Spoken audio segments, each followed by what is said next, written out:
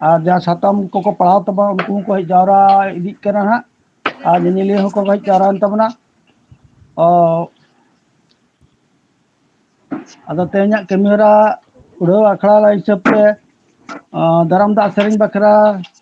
ᱢᱟᱹᱭ ᱩᱢᱟᱢᱚᱬᱤ ᱢᱩᱨᱢᱩ ᱛᱟᱹᱠᱤᱱᱤᱧ ᱫᱩᱫᱟᱞᱟᱭ ᱠᱤᱱ ᱠᱟᱱᱟ ᱱᱮᱦᱚᱨ ᱟᱹᱠᱤᱱ ᱠᱟᱱᱟ ᱚᱱᱟ ᱟᱠᱷᱲᱟ ᱥᱮᱫ ᱠᱤᱱ ᱦᱤᱡᱩᱜ ᱢᱟ ᱟᱨ ᱛᱮᱦᱮᱧᱟᱜ ᱫᱟᱨᱟᱢ ᱫᱟᱜ ᱥᱮᱨᱮᱧ ᱟᱹᱲᱛᱤ ᱠᱟᱛᱮ ᱛᱮᱦᱮᱧᱟᱜ ᱠᱟᱹᱢᱤ ᱦᱚᱨᱟ ᱵᱚ ᱮᱦᱚᱵᱟ ᱢᱟᱹᱭ ᱩᱢᱟᱢᱚᱬᱤ ᱢᱩᱨᱢᱩ ᱡᱚᱲᱟᱣ ᱢᱮᱱᱟᱢ ᱢᱮᱱᱠᱷᱟᱱ ᱢᱟ ᱥᱮᱴᱮᱨ ᱛᱟᱵᱚ ᱜᱚᱫᱚᱜ ᱛᱟᱵᱚᱱ ᱢᱮ ᱟᱨ ᱛᱮᱦᱮᱧᱟᱜ ᱥᱟᱱᱟᱢ ᱠᱟᱹᱢᱤ ᱠᱚᱜᱮ ᱦᱚᱨᱟ ᱵᱚ ᱡᱚᱦᱟᱨ ᱡᱚᱦᱟᱨ ᱡᱚᱦᱟᱨ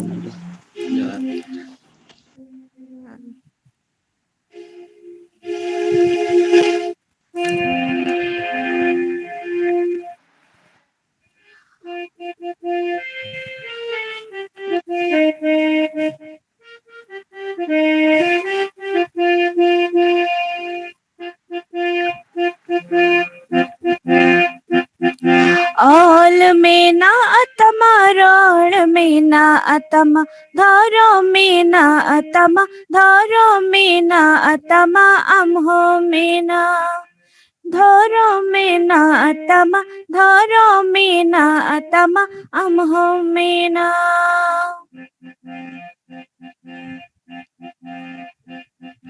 आलम आदल रे राणम आदल रे धारो में आदल रे धारो में आदल रे हम आदो धारो में आदल रे धारो में आदल रे हम आदो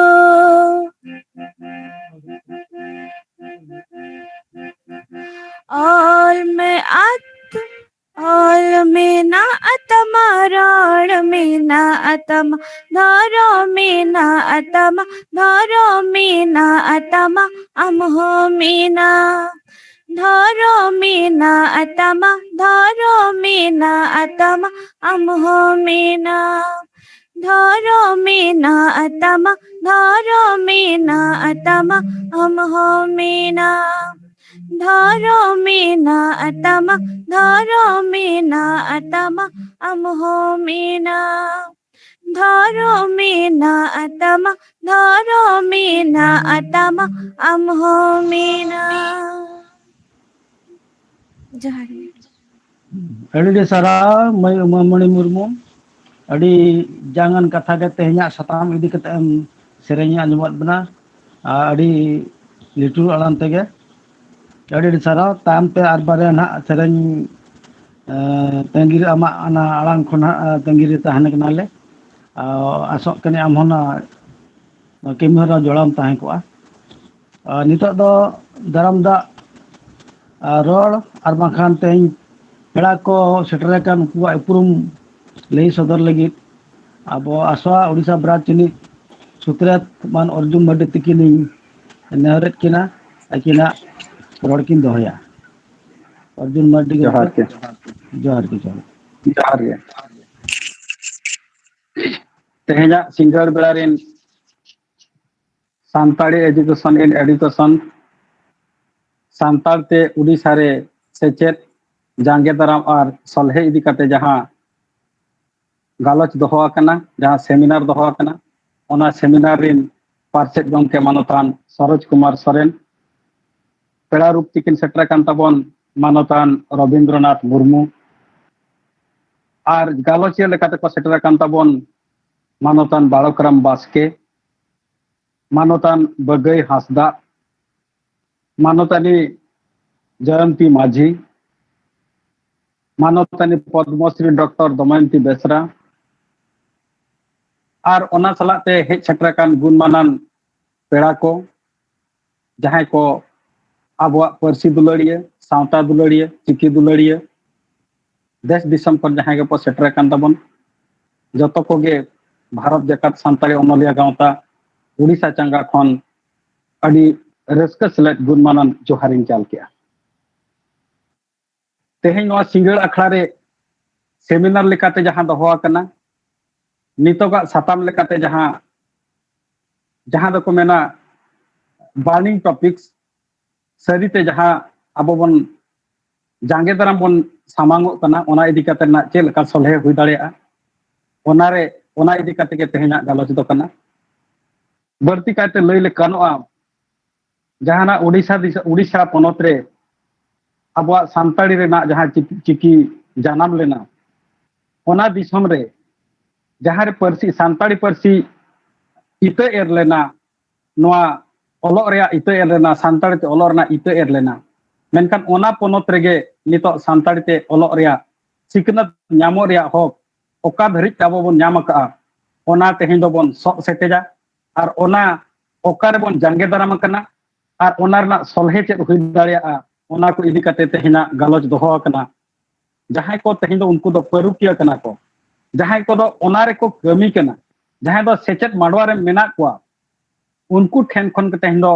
जहां दो को मेता को ना लासेर हातांग को कना को जहां दो एक्सपर्ट कना को नोवा एजुकेशन डिपार्टमेंट रे उनकान को तेहन नेवता कते बन नाम अकत को अडी रस्कर ना कथा उनको पढ़ार सही को लया बना जे सांतार ते पढ़ा सांतार ते ओलोग रेया उड़ीसा रे ओका ठाव रे आबो मेना बना जांगे दाराम ताबन चेत आर सलहे ताबन चेत हुई दाड़े एतोहब रे दो आबरिन जहां पेड़ा लेका तबन नाम अकत केना मानवतान रविंद्रनाथ मुर्मू तकिन उनकिन दो सेंट्रल कमिटी रे भारत जाकात सानताड़ी ओनोलिया गांवता सेंट्रल कमिटी रे उनकिन दो कना किन मारते सुतरेत लेका मेना किना नितो दो ताबन आदो अडी रस्का सलेट उनकिन अडी जुलुम हर कान ताबा किन अकिन हेज तायम कते भारत जाकात सानताड़ी ओनोलिया गांवता अडी नापाय नापाय कमी होराय तीरे साबिया आर कमी होरा मारांग से सेनिदि कना उनकान गमके तेहें सिंगड़ बेड़ा रे आबो पेड़ाल रूप ते बन नाम अकत किना तेहेना नो अखड़ा उढ़ो रूप ते बन नाम अकत किना ओनाते अले अडी गौरव ले बुझाया अडी रस्का सलेट भारत जाकात सानताड़ी ओनोलिया गांवता उड़ीसा चंगा अबिन गुणमानन जोहार सलाते आपंग ग्राम के बिना तेहेना नोआ सिंगड़ अखड़ा रे जहां नुकुन हा एक्सपर्ट लेकाते बन नाम अकत को जहां दो लासेर हातांगिया कना को जहां दो एजुकेशन डिपार्टमेंट को चाकरी कान थाय बाकान नितो नालहा रे मेना को तोगे मेना को ओना सुमुंग दो बांगा चिकी लड़हे रे ऑल चिकी चेलका नोडे हुई दड़े लगाव हुई दड़े आर आबुआ परसी ते चेलका रे सेचेत बन नाम दड़े ओना लगे दिनम गे लड़हे का मेना को उनकान को भीतर रे मिद हड़ बन नाम कदे परुके जहां नितुम दो हुई कना बालकराम बास्के उनी दो सेचेत डिपार्टमेंट रे सेक्शन ऑफिसर लेकाते मेना किना इनो सुमुंग दो बांगा उनकिन दो नोआ जहां चिकी आ परसी लड़हे रे अगुन लेकाते हो मेना किना आयमा गांवता सला जोरन मेना किना ओना को भितरी रे जहां उड़ीसा रे चला कना सानताड़ी एकेडमी जहां रे दो परसी आबा परसी ते ओलरना सेचेरेना नॉन फॉर्मल एजुकेशन ओडे को मागो कन ताबवा जहां को चेत को ऑल चिकीते सानताड़ी परसी ते ओना रे हो ओडी उनकिन दो जुड़े मेना किना ओना सला ते गार्डियंस कमिटी रे उनकिन अगुन लेका ते हो मेना किना आर आयमा लेकाना चिकी छाराव आर ऑल चिकी चे लेका रे व्यवहार हुई दाड़ा उड़ीसा पनत रे ओना लड़े रे मेना किना उनकान गमके बन नाम अकत किना मानतान बालकराम बास्के अबिन हो अडी रस्का सले गुणमानन जोहार कते तेहेना सिंगड़ अखड़ा ना जहां सेमिनार जहां गलत अखड़ा मेना ओना रिन आतंग दराम के दिन ताबो इना सलाते आर आबो सावरे बन नाम अकत किना आर मित माचेत गमके तकिन बगई हास्ता गमके तकिन जहां मारांग माचेत तक किना आर उनकिन मारांग माचेत हो आबुआ नोआ अब सानताड़ी जहां ना लिटरेचर सानताड़ी परसी आर चिकी छाराव लगे उनकिन हो अडिगे कमी अडिगे गड़ो सहर रे मेना किना आर नितो दो उनकिन दो मारांग माचेत लेकाते हो किन बहाला कना आर उनकिन दो चिकी माचेत कना किन आर उनकिन अडी ठौका धरा किन लयाबना ना प्राइमरी एजुकेशन उना दो उनकिन ना तनाला एजुकेशन हाई स्कूल एजुकेशन रे आबुआ चेत एकेटोरे हुयु कना आर मारांग से चेलकारे जांगे ओना सलहे बन नाम दाड़ेया ओना इदी काते अडी पढ़ार सहित के लय सड़िया बना चेकाते उनकिन दो ओना सला अडी जुड़े मेना किना आकिना जहां तेहेन हा के लया बना ओना दो हुयु कना हाई स्कूल एजुकेशन रे आबुआ प्रॉब्लम्स आर आबुआ सॉल्यूशन चेत हुई दाड़ेया आदो उनकिन गमके तिकिन हो तेहेना नोआ गालोच अखड़ाते अडी रस्के सलेदिन आतंग दाराम के किन ताबुआ आबो सला जुड़े रे मेना किना मानवतानी जयंती माझी जहां दो हाई स्कूल रिन माचेत तानी कना किन और ओना सला ते आबो नोडे जहां उड़ीसा रे नो एजुकेशन चला कना जहां हाई स्कूल एजुकेशन ओना सला ते अकिन दो आरहो elementary diploma in elementary education ओना रेना हो अकिन दो किन कमी कना ओना दो ना नो डाइट जहाना डाइट एजुकेशन जहाँ मेरा उड़ीसा रे जहाँ को प्राइमरी एजुकेशन रे जहाँ टीचर को ट्रेनिंग को ओना रना अकिन दो ऑल चिकी ते बकन संताड़ी परसी ते अकिन दो खाता होकिन नेला आदो उनकन मानवताली तेहन माचेतनी बन नाम अकद किना उनकिन ओंडेना कथा किन लया बना अब जहाँ डाइट रना जहाँ प्रॉब्लम हुई कना और ओना सोल्हे चेत हुई दाड़े ओना इदी काते किन कथा बना ओना साव सावते ना तनाला चानोच रे हाई स्कूल लेवल रे जहाँ संताड़ी परसी ते एजुकेशन इदी काते उनकिन पढ़ाड़ धरी आरो किन लया बना ओना सलाते स्कूल सेकेंडरी एजुकेशन रे आबवा एटकेटोड़े चेत हुई कना और ओंडे चेत करे सोल्हे हुई दाड़े ओना कथा किन लई साडिया बना ओना सलाते आबो को तलारे मेना किन ताबवा जहाँ ना नितो दो कॉलेज लेवल रे जहाँ आबवा पढ़ा चला कना जहाँ लगी +3 लेवल रे और पीजी लेवल रे सोनर लेवल रे और ओना चिताने ना जहाँ यूनिवर्सिटी लेवल रे आदो ओना जहाँ पढ़ाव हुई कना ओना पढ़ाव रे अब चेक लका बन जांगे दाराम बन सामांगेआ और ओना ना सोल्हे चेक लका हुई दाड़ेआ ओना इदी काते किन लई साडिया बना अब ᱧᱩᱛᱩᱢᱟᱱ एजुकेशनिस्ट जहाँ दो एटा दो किन बांग कना अब कोरिन दिनाम रिन पेड़ा कान दबा किन उनकिन दुकिन हुई कना पद्मश्री डॉक्टर दमयंती बेसरा तकिन जतो गबो बडाया नुकिन दो नित हो बारिया यूनिवर्सिटी रिन सीनेट मेंबर मेना किना ओना सलाते एमपीसी ऑटोनोमस कॉलेज रिन प्रिंसिपल लेकाते हालेगे किन जिरो कना आदो उनकिन दो अबरिन सांताड़ ओनोलिया कान गखुड़ ओनोलिया कना किन सिरपा हो अडिगान किन नामाका आदो उनकिन ठेन कोन अडिगान गहिर गहिर कथा ना ओना किन आंजमाबोन आदो उनको को उनकिन हो अबवा तेहि नवा गलो चक्राते अडी रस्का सेले दिन आतंग दाराम के किन ताबोनाई आदो कथा दो हुयु कना जे ओडिसा रे जहां संताली एजुकेशन चला कना नोडे कटिज नासे घांगोट दो तहन कना आजम काते कटिज हाहाड़ा बुझा जे नोडे प्राइमरी एजुकेशन दो 1 क्लास कोन 5 क्लास हबी आबवा चिकिते आबवा परसी ते को पढ़ा मेनखान 5 क्लास कोन आदो तालार दो अड़े 6 7 8 9 10 ओना क्लास करे हाई स्कूल करे हो +2 लेवल दरी हो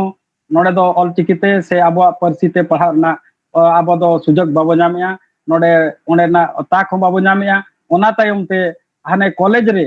जहां ना ग्रेजुएशन लेवल और पीजी लेवल रे दो आबवा परसी ते पढ़ा ना ताक बो नामका आदो नोय जे तलारे नोय गांगोट ताहे कना नोआ चे लकारे सोले हुई दाड़ेया तेहेना सेमिनार रे ओना गे ना मिटन मांग उद्देश्य दिस उद्देश्य दो दोहो कना ओना तेगे नुकु परुकिया को आबवा तलारे को सेटर कना उनको को लैया बोना आंजमा बोन और ओना इदी कते आगाम दिन ना कमी होरा बोन साबा और बर्ती कथा दो बन लैया ओना सलाते तेहें आबो ना जहां सेरेन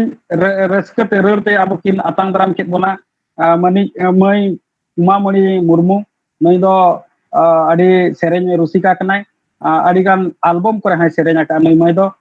राउरकेला रे ताहेनाय आदो उनी हो तेहें आबो रस्के रसाते आतांग दाराम केत बोनाय ओना सलाते तलारे आर हो मिद बार सेरेन हाय आंजमा बोना आदो उनी मई हो अड़ी रस्का सेले तेहें नो आकड़ा तीन आतांग दाराम केदेन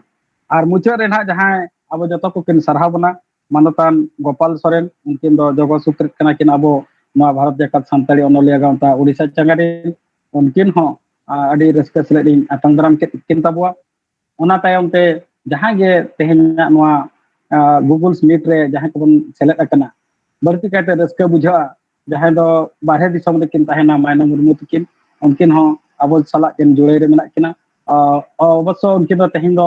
बारहे दिसम रे दो बनु किना भारत दिसम रे मेना किना उनकिन अब तला रे किन सेटर कना अड़ी रस्काኝ बुझो किया और अबिन हो तेहेना आकड़ाते तेहेना नोआ जहां गालो चक्राते अड़ी रस्का सेले इन आतांग दाराम केत बिना मुचाद रे जहां को गे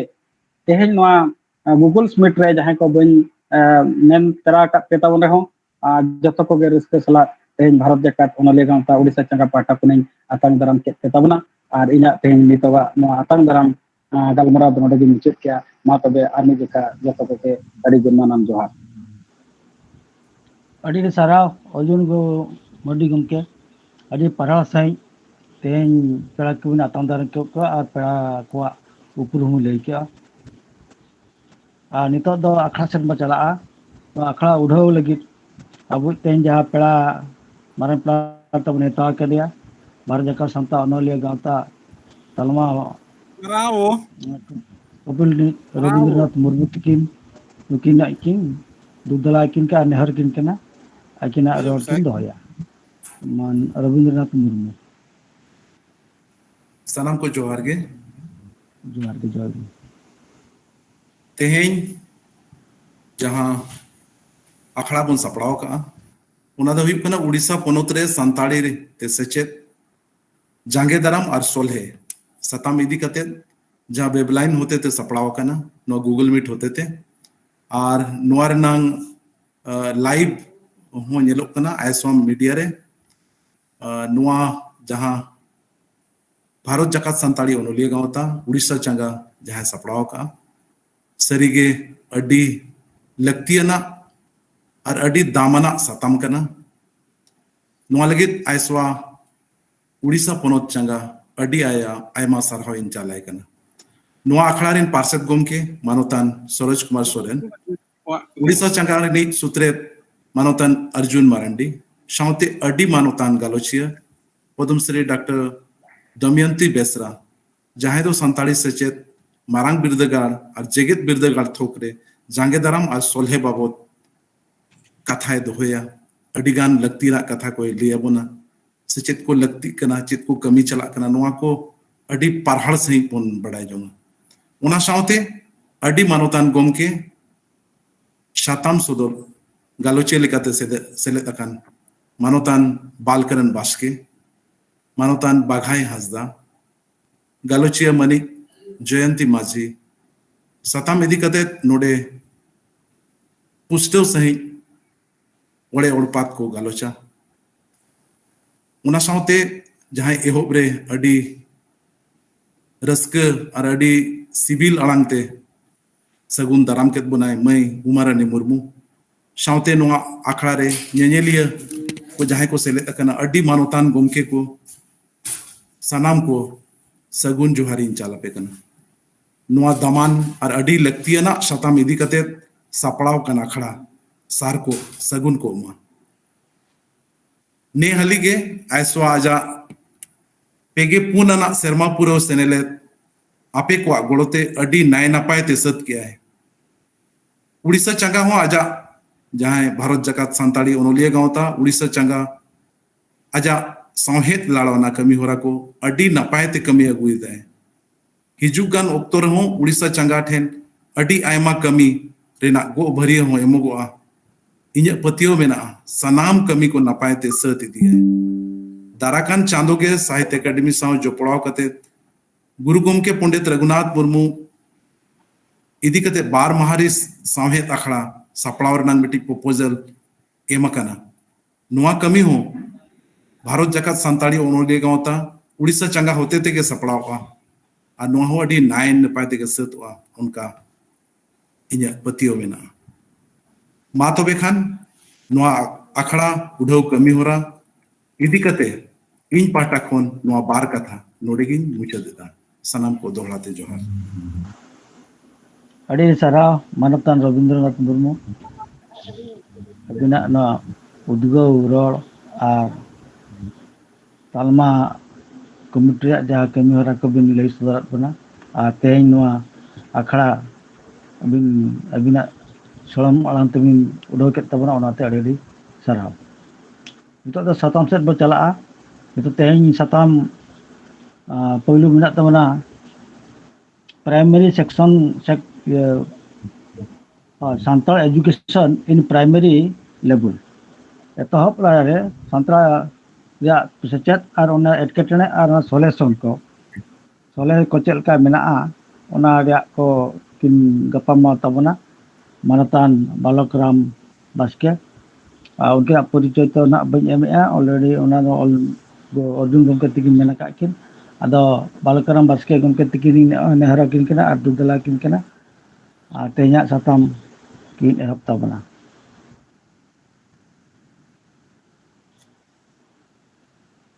मानतान बालकराम गमके हेलो हाँ मा गमके जोहार के हाँ है ना ini lah channel ini lah ini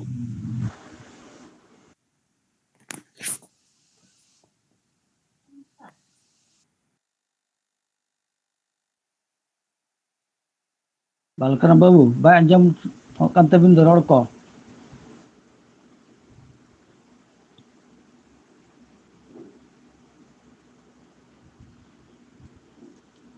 Ko etketane apala Balkaram Babu? Anjam bay abin alinya rol.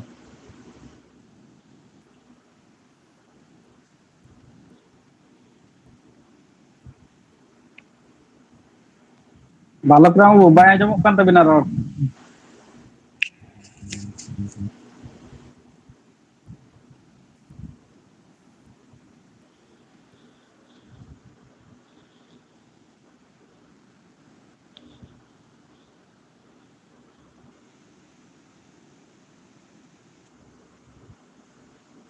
Cek cikaina laptop te kena technical problem tahan apala Arjun Babu. Technical problem hui ko takina atu bisa. Ajo kina ajo.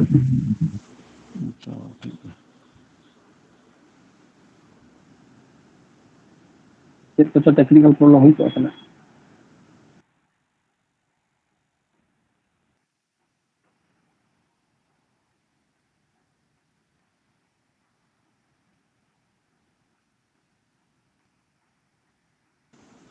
Sebo time nyok kina.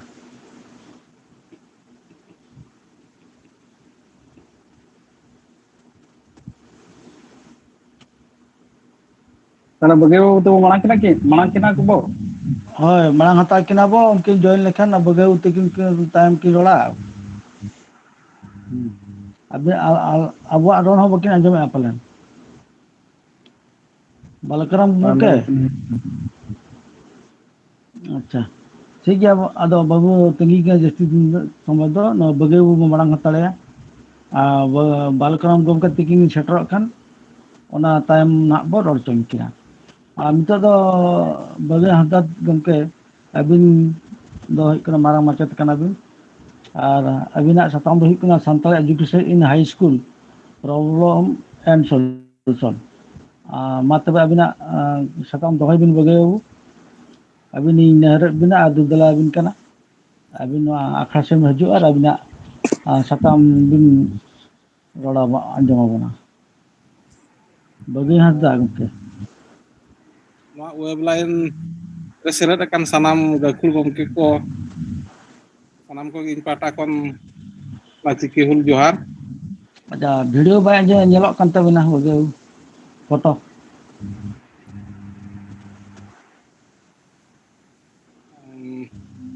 Paya ta noen ha tige terima menak ni ya. ada foto ba nyelok kan tabina homar or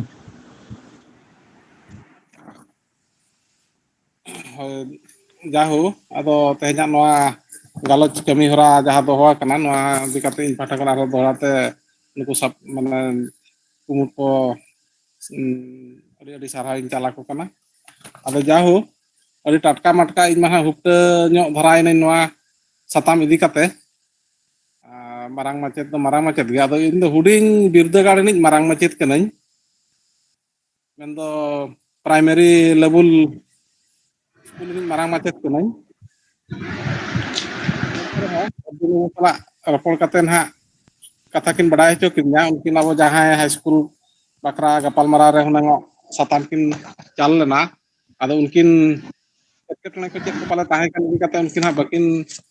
waktu daleat hisap pale nok nah kon kata biru men kete nah hot higia to tina bon leuy ganan ha ona gen ha kata ado joto kote kakore tiu gak bang tiu kok joto ko bon kelas dia. Halo. Ya. Halo. Balkaram bukan time nyogok bin bagi ki rol kana ona time nak bin rola Hobang kana se bang anya rol. ba anjam do anjam kan gya atau ketik naksa time nyogok bin bagi utin ehab aka akin ona abin sapa tahan bin bagi ukin cabalan ka abin rola na Aja ठीक है होमा चलो High school liya katha nah nito awak persi te olok pahar nang kata nah nito gapal marau menaa ado ona lekate jaha tinang nah inya badai te menaa ina ko gena lay anya bangun kana apo jadi dia pin re irul dhap re seret gᱮᱭᱟ dan jahan leka hunango eta irul dhap re seret lekan parsi kuat je jahar janam alang bang janam parsi te olok pahar rang daw nyam kata abo do ona do mid udang ho bang bon nyam akat leka men lekan ganoa men do Udisha re kata hisab ni menea Bengal le jahan leka chalak kana ona do adi raska romoj ar kusi bujhaw kana Udisha re do nit dharij ona do men lekan zero geya ar iñ hona obosyo santari macet ar olchiki pahal lagit ge ale do 92 re posting do hui lena bahal do ado ale dole bahalena bahalen pore adi gan jahu aborin gakul gomke kwa bisa nyam katen ha ar adi gan gawta kurumutu kate ona ha lalhai madhyam te aleyak do chakri chitan re do ha problem do nitok banu anang ulai ko chet ha problem do banga ado ikan ale jahan angos te jahan hisab te jahan leka hunang daw nyam kata ona ma bang le nyam aka ar didari jahat tinang chalak kana ona hon kage taramara ge mena ado soje nitok duñ hijua ona high school satam chitan te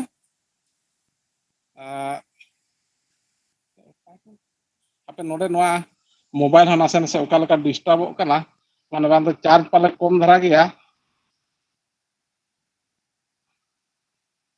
ᱟᱸᱡᱚᱢ ᱫᱚ ᱟᱹᱰᱤ ᱱᱤᱥᱴᱟᱹ ᱟᱸᱡᱚᱢᱚᱜ ᱠᱟᱱᱟ photo ᱜᱮ ᱵᱟᱭ ᱦᱤᱡᱩᱜ ᱠᱟᱱᱟ ᱢᱟ ᱨᱚᱲ ᱵᱤᱱ ᱟᱸᱡᱚᱢᱮᱫ ᱜᱮᱭᱟᱞᱤᱧ mane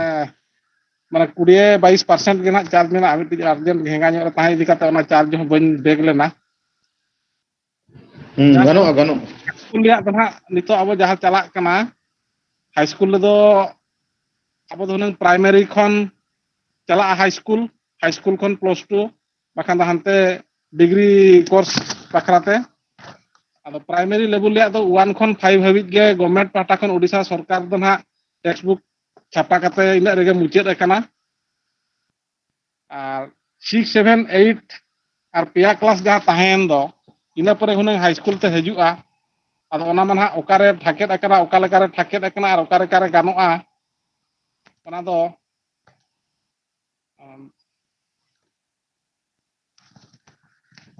na ape node mobile ari jula gulmalet dunia gate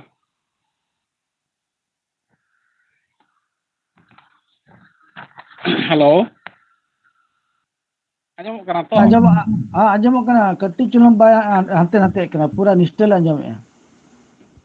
hoy ado high school level re do jahan leka eta irul dhap re selet akan parsi tiak jahan leka secet kami hora chalak kana sikha ব্যবস্থা chalak kana awak ma total ge bang huyuk kana jemon hunang abo do nuku Urdu ar Telugu ko Hindi ko jahan leka na meti menaa nesogak gin laya nesogak jahan noen ha na do class 9 ar 10 re jahan ha one class 10 reya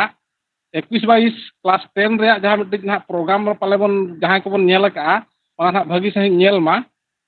ona re jahan leka menaa program re je দ্বিতীয় ভাষা bang second language ona do huyuk kana English ar Hindi prothom bhasha Udiya Bangla Hindi Urdu Telugu je noy je eta parsi tia jahan leka ako je jahan mane দ্বিতীয় ভাষা bang second language reho ona Hindi jemon jahan leka mitik menaa ado abo do noy prothom bhasha re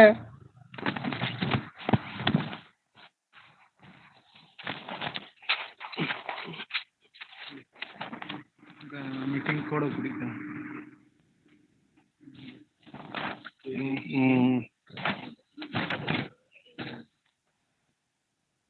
ana prothom bhasha bang first language re jahan daw ko nyam akat do Udiya parsi ho nyam akat Bangla parsi nyam akat Hindi parsi ho nyam akat Urdu ar Telugu ado abo ho hunango high school le do aboren gidra lagit do santari ho mitang hunang nihati tahan lakti kana ar daw nyam renang hokdar kana bon ikan nit dhari ona bang hui dare ka ado ona ge huyuk kana asal katha do bona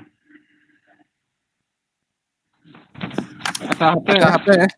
etaga mobile ini bodol ka etaga mobile ini bodol ki anak lain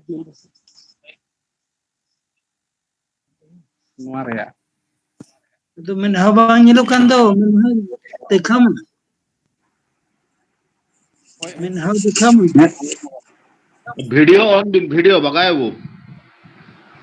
हाँ हो ना video video तो बिना भी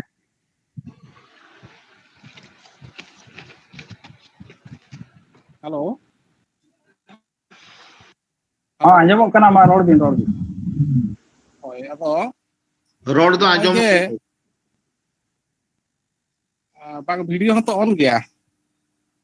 अदो ना पाले mobile की जे प्रॉब्लम तान kan सकले का लाइट बनो म्यूट रे बांगा नितो तो हेजना हेजना Senior dulu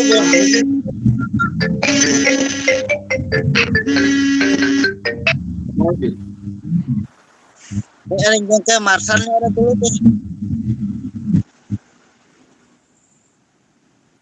hello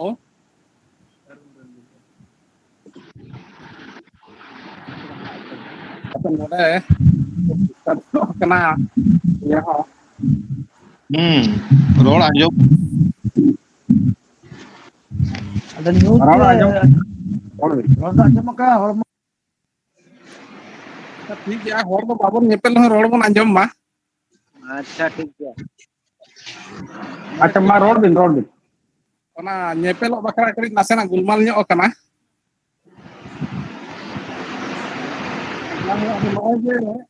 first language ge jahar akwa ayo arang bang mother tongue jaleka moho kate gidra olok rea daw ko nyamet do ado ona gidra ona daw abo santal gidra do babon nyam da bako nyam dareyak kan tabona ona ge jotokon mane marang duk rea ar uiher nang kata kana Oke, arham noen ha nesoga no to class 9 reak kana 21 22 reak ge ona ho summative assessment for class IX jahan ha menaa ona ho onka ge দ্বিতীয় ভাষা রে menaa English Hindi भाषा रे उड़िया बंगला हिंदी उर्दू तेलुगु इनका class 9 और 10 रे जहां लेका गिद्रा जे जहार akwa मातृभाषा ते ओलो रे दाव नाम कते उनको akwa माने करियर को बनाव दाड़े kana ado abo do ona tak babon nyam दाड़े का ado onate pale noa do node ge thake leka bujheba je sampai do jehetu abo ana linguistic minority status pale bang nyam akan khatir ke pale nongka do abo error kate ko doho akan bona state government ko ado bengal le do ono minority status hom menaa ar ona hisab tege mane primary khon university habi onde do full fledged joto leka hui dare ka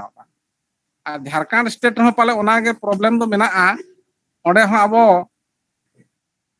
linguistic minority status to santali do bang nyama kana ar Odisha re ho bang nyama kana ona tege Odisha ar Jharkhand state re do aba janam alang te olok rea daw awarin gidra pale pucuj kate menak kota bona abo no na ko gen ha aba etketle tahen kana aba hunengo no matruhasa te first language re judi gidra ha olok rea daw tahe ko a enkan nihati eta persirin gidra koten khora aboren gidra ha mane kerimar ho bes ge benaba ar percentage ho bes doho kate hunengo akwa olok pahare nang citan sen ona daw ko nyam kia hunengo ado khato nyok ten ininka dhara gin lay ket tabona tikate ale man ha primary level len teacher kanale ar jaha tina etaga reference ko nyel kate bakan badai kate ha lay na ene inkin lay kia ar mitang jinis no na ar mitang no tehen hon nesoga session bakra jaha textbook ko hati nyok kan do ona do ᱟᱨ ᱯᱨᱚᱛᱷᱚᱢ ᱠᱷᱚᱱᱟᱜ ᱚᱥᱴᱚᱢ ᱥᱨᱮণী ᱨᱮᱭᱟᱜ ᱴᱮক্ᱥᱴ book ᱠᱟᱱᱟ ᱟᱫᱚ ᱚᱱᱟᱨᱮ ᱯᱨᱚᱛᱷᱚᱢ ᱥᱨᱮণী ᱨᱮᱦᱚᱸ ᱟᱠᱚᱣᱟᱜ ᱢᱟᱛᱨᱩ ᱵᱷᱟষᱟ ᱛᱮ ᱩর্দᱩᱣᱟᱜ ᱢᱮᱱᱟᱜᱼᱟ দ্বিতীয় শ্রেণী ᱨᱮᱦᱚᱸ প্রথম শ্রেণী ᱫᱚ ᱚᱱᱟ ᱵᱷᱟষᱟ ᱢᱮᱱᱟᱜᱼᱟ ᱠᱷᱟᱹᱞᱤ ᱵᱷᱟষᱟ ᱛᱟᱨᱯᱚᱨᱮ দ্বিতীয় শ্রেণী ᱨᱮᱫᱚ গণিত ᱦᱚᱸ উর্দু তে মেনাᱜᱼᱟ আর ভাষা ᱨᱮᱭᱟᱜ ᱦᱚᱸ ᱢᱮᱱᱟᱜᱼᱟ ᱚᱱᱟ হাসি খুশি তারপরে তৃতীয় শ্রেণী ᱨᱮᱦᱚᱸ ᱚᱱᱠᱟᱜᱮ গণিত মজা ᱚᱱᱟ ᱦᱚᱸ উর্দু তে আর দিলখুশ ᱚᱱᱟ ᱫᱚ ᱟᱠᱚᱣᱟᱜ ᱵᱷᱟষᱟ ᱦᱤᱥᱟᱹᱵ ᱛᱮ ᱚᱱᱟ ᱦᱚᱸ ᱩর্দᱩ তে আর জোড়া অজোড়া ᱚᱱᱟ ᱫᱚ ᱦᱟᱸᱜ এনভায়রনমেন্টাল সায়েন্স ᱡᱟᱦᱟᱸ ᱵᱚᱱ ᱢᱮᱱᱮᱜᱼᱟ ᱦᱟᱸᱜ পরিবেশ ᱚᱱᱟ ᱦᱚᱸ উর্দু তে আর ক্লাস 4 ᱨᱮᱭᱟᱜ ᱦᱚᱸ ᱚᱱᱠᱟ ᱜᱮ ᱢᱮᱱᱟᱜᱼᱟ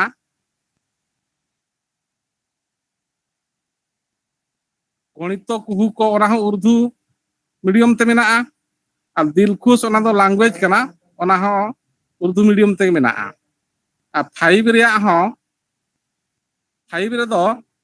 খালি ল্যাঙ্গুয়েজ হিসাব তে ᱚᱱᱟ ᱫᱚ দিলখুশ ᱚᱱᱟ ᱫᱚ ᱦᱟᱸᱜ ᱢᱮᱱᱟᱜᱼᱟ ᱚᱱᱟ ᱫᱚ উর্দু ল্যাঙ্গুয়েজ ᱟᱠᱚᱣᱟᱜ আর 6 ᱨᱮᱦᱚᱸ 6 ᱨᱮᱫᱚ ᱢᱮᱱᱟᱜᱼᱟ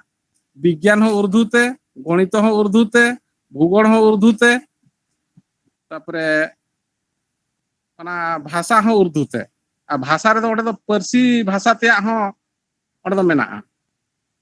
ᱵᱟᱜᱟᱭ ᱵᱟᱹᱵᱩ ᱟᱢ ᱫᱚ ᱦᱟই ᱥᱠᱩᱞ ᱨᱮᱱᱟᱜ ᱠᱟᱛᱷᱟ ᱨᱚᱲ ᱢᱮ ᱯᱨᱟᱭᱢᱟᱨᱤ ᱪᱮᱫᱟᱜ ᱮᱢ ᱵᱟᱝᱟ ᱤᱫᱤᱭᱮᱜᱼᱟ ᱢᱩᱪᱟᱹᱫ ᱠᱤᱭᱟᱹᱧ ᱟᱫᱚ ᱮᱱᱦᱚᱸ ᱚᱸᱰᱮ ᱠᱷᱚᱱᱟᱜ ᱜᱮ ᱨᱮᱯᱷᱟᱨᱮᱱᱥ ᱦᱟই ᱥᱠᱩᱞ ᱨᱮᱱᱟᱜ ᱠᱟᱛᱷᱟ ᱞᱟᱹᱭ ᱢᱮ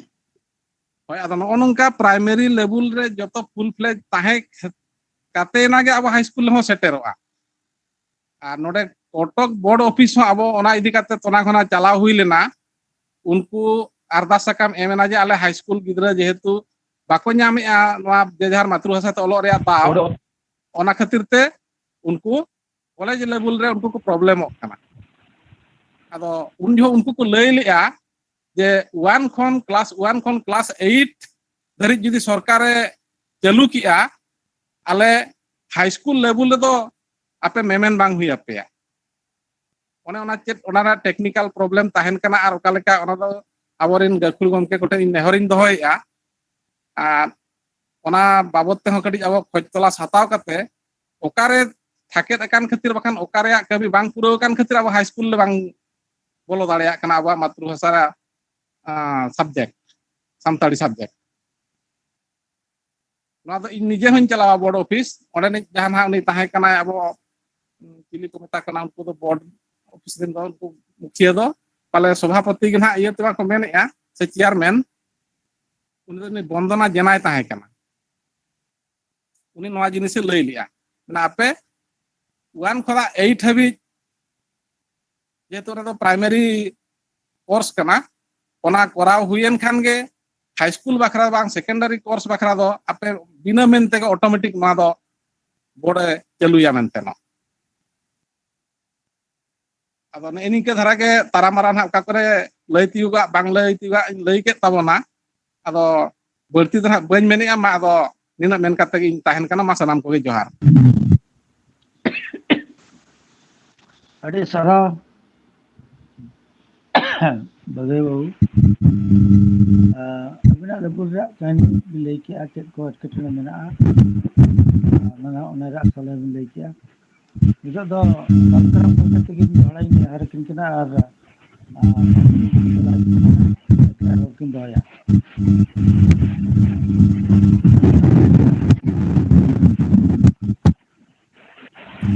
हेलो ᱨᱚᱲ ᱵᱤᱱ नितो आंजमोग कना तो ᱦᱚᱸ ᱟᱸᱡᱚᱢᱚᱜ ᱠᱟᱱ ᱜᱮᱭᱟ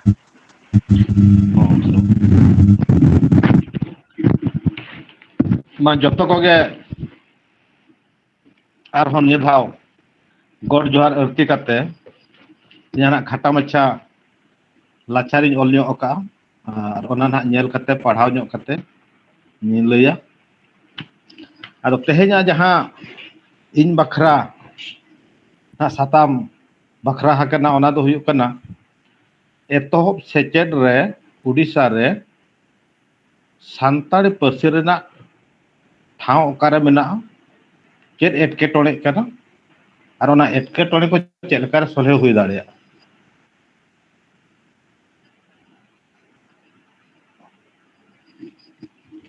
ᱟᱫᱚ ᱮᱛᱚᱦᱚᱵ ᱥᱮᱪᱮᱫ ᱢᱮᱱ ᱞᱮᱠᱷᱟᱱ ᱫᱚ ᱮᱛᱚᱦᱚᱵ ᱥᱮᱪᱮᱫ ᱫᱚ ᱱᱟᱜ ᱯᱨᱟइᱢᱟরি এডুকেশন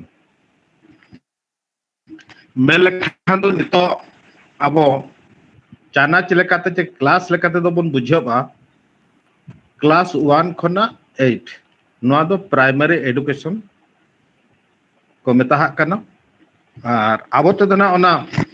बन nyutum का जहाना पतब को बनाव हुईना उन जका जो माचेत को दुरुप कते नोआ ले ठौका किया ओना दो एतोहब सेचेत प्राइमरी एडुकेशन नोआ बन nyutum किया अदो सरकारा अन अरी से नेव नीति जहां मेना ओना लेकाते दो मेनगो कना एतोहब सेचेत दो आयो आड़ांग तेगे ओलो एहब दो हुयुआ चेदा उनको आयो आड़ांग ते जदि एतोहब सेचेत बाम सेचेदया एनखान उनको एटागा मा उनको मा बाको बुझेबा एनखान चेदेम पढ़ावया ओना दो उनको बाको बुझेव दाड़ेया बाको हताव दाड़ेया ओना खातिर ते भारत सरकार दो चेदा नोआ दो धरती जाकरे जहाना यूनेस्को ताबन मेना ओडे गे नोआ एटकेटोड़े नेल कते नोआ अन अरे ओडे को तोल केया आर यूनेस्को रे जहां गे दिसोम को मेना को ओडे सहेत उनको जतो गे ओना अन अरे आक्वा दिसोम रे को लगुई लगिते मिटन रपोल गपाल माराव ऑल तोपल हुए कानते भारत सरकार हों भारत रे जतो पनोत्रिन पनोत सरकार को ओनागे मेताहात को जे जहां को ओडेना ना प्रोविंशियल लैंग्वेज तहन कना पनोत रेना जहां पर्सी तहन कना राज पर्सी ओना जहां बाको बुझा उनको दो आक्वा जनाम आड़ांगते ओलो रेना आम व्यवस्थाया अदो ओना खातिर तेगे इरेल धाप रे सेलेद आकान पर्सी को दो जहां पनोत रे को तहन एतोहब सेचेद दो जहार जेमोना आयो आड़ांग तेगे दाव नाम रेना नितो व्यवस्था मेना और उनको हक मेना आको दो आयो आड़ांग ते गे आको पुइलु सेचेद दो को न्यामा और ओना दाव दो ओको एमाहा को ओना दाव दो ना लोकल अथॉरिटी को एमोआ अदो लोकल अथॉरिटी अब तेहन उड़ीसा ना कथा बन मेनिया इनखान लोकल अथॉरिटी दो अकोय बुझे नोआ ऑल पढ़ाव रे दो नितो लेकाते दो ना ब्लॉक एडुकेशन ऑफिसर बीओ उनी ओना एटकेटोय जहां मेना उनी ओना नेला और उनी ओना सुविधा दो एमो इखान बीओ मा आज कुसीते मा दामा बाय एम दाड़ेया चेदा से उनी दो सरकार एचुआ कादेया ओनाते सरकार ओकाय मेताहाया उनी दो ओना गे कमिया सरकार जहां तिना पर्सिते ओलो रेना दावे एमका कोय मेताहा का कोय उनी दो केवल इना पर्सिते गे नोडे ओलो रेना दो व्यवस्था दाड़ेया अदो ओना खातिर ते पनोत सरकार को हो पर्सी मानत न्याम आकाद पर्सी मानत एम रेना दाड़े दो को न्यामका जे पनोत सरकार हो केंद्र से तालमा सरकार बा मिर जखा इरेल धाप रे सेलेद काते पर्सी मानत एमा करना अदो पनोत को आको पनोत रे ना इरेल धाप रे न्यामका पर्सी ओकोय ओकोय को मेना को उनको तुमल कोते उनको आज हो ना मानत एमा को और ओना मानत रेना एमो रेना जहां ना व्यवस्था से nyutum उना को मेता करना ओना दो ओना पनोत रेना माइनॉरिटी लैंग्वेज ओना हक से ओना मानत उनको एमा को इना खान दो हक कितरे जहां 12 गोटांग पर्सी मानते न्याम का चेत जतो पर्सी गे आदो जतो पनोत रे मानत को एमा को बांगे उड़ीसा पनोत रे जहां पर्सी को मेना और ओना कोदो भारत सरकार मानते न्याम का खान ओना कोदो उड़ीसा पनोत रे लेखा से पर्सी जे माइनॉरिटी लैंग्वेज लेकाते उड़ीसा सरकार हो मानते उड़ीसा रे मानते ᱧᱟᱢᱟ ᱚᱱᱟ ᱦᱚᱠ ᱢᱮᱱᱟᱜᱼᱟ ᱦᱚᱸ ᱞᱮᱠᱷᱟᱥᱤᱴ ᱯᱟᱹᱨᱥᱤ ᱢᱟᱱᱚᱛ ᱧᱟᱢ ᱟᱠᱟᱫ ᱯᱟᱹᱨᱥᱤ ᱠᱚᱫᱚ ᱚᱱᱟ ᱯᱚᱱᱚᱛ ᱨᱮ ᱡᱟᱦᱟᱸ ᱯᱚᱱᱚᱛ ᱨᱮ ᱞᱮᱠᱷᱟᱥᱤᱴ ᱯᱟᱹᱨᱥᱤ ᱞᱮᱠᱟᱛᱮ ᱢᱟᱱᱚᱛ ᱠᱚ ᱧᱟᱢ ᱟᱠᱟᱜᱼᱟ ᱚᱱᱟ ᱯᱚᱱᱚᱛ ᱨᱮᱫᱚ ᱟᱠᱚ ᱮᱛᱚᱦᱚᱵ ᱥᱮᱪᱮᱫ ᱫᱚ ᱮᱛᱚᱦᱚᱵ ᱠᱷᱚᱱᱟᱜ ᱞᱟᱯᱷᱟᱝ ᱫᱷᱟᱹᱵᱤᱡ ᱟᱠᱚᱣᱟᱜ ᱟᱭᱳ ᱟᱲᱟᱝ ᱛᱮ ᱚᱞᱚᱜ ᱨᱮᱱᱟᱜ ᱦᱚᱠ ᱢᱮᱱᱟᱜ ᱛᱟᱠᱚᱣᱟ ᱟᱨ ᱥᱚᱨᱠᱟর ᱚᱱᱟ ᱫᱟᱣ ᱮᱢ ᱞᱟᱹᱜᱤᱫ ᱛᱮ ᱵᱚᱲᱦᱮ ᱦᱩᱭᱩᱜᱼᱟ আচ্ছা national commission for linguistic minority of India হ্যাঁ রিপোর্ট খন বাড়াই ᱧᱟᱢᱚᱜ ᱠᱟᱱᱟ উড়িষ্যা রে নিতক দ লেখাসিট পার্সি যে মাইনরিটি ল্যাঙ্গুয়েজ লেকাতে দ অলক পড়হন দাও দ উর্দু তেলুগু আর বাঙ্গালি পার্সি কে কো ᱧᱟᱢ ᱟᱠᱟᱜᱼᱟ हिंदी दो को ᱧᱟᱢ ᱟᱠᱟᱜᱼᱟ ন্যাশনাল ল্যাঙ্গুয়েজ হিসাবতে আর সংস্কৃত दो दाव को ᱧᱟᱢ ᱟᱠᱟᱜᱼᱟ स्पेशल लैंग्वेज से क्लासिकल लैंग्वेज हिसाबते उड़ीसा रे ओना ऑलग ना दाव को ᱧᱟᱢ ᱟᱠᱟᱜᱼᱟ इकन सान्ताड़ी पार्सी दो नितो धरी लेखासित पार्सी लेकाते हो बांग लेखा हाकाना मानत बाय ᱧᱟᱢ ᱟᱠᱟᱜᱼᱟ से स्पेशल लैंग्वेज लेकाते हो बांगे से क्लासिकल लैंग्वेज लेकाते हो उड़ीसा रे दो ओना ना मानत बचुना ओना खातिर ते नि दो एतहब सेचेद दो सान्ताड़ी पार्सी ते जहां लेका ᱧᱟᱢᱚᱜ कथा उर्दू तेलुगु उर्दू से बंगाली को ᱧᱟᱢᱮᱜᱼᱟ उनका दो बांग हुई दाड़े कावा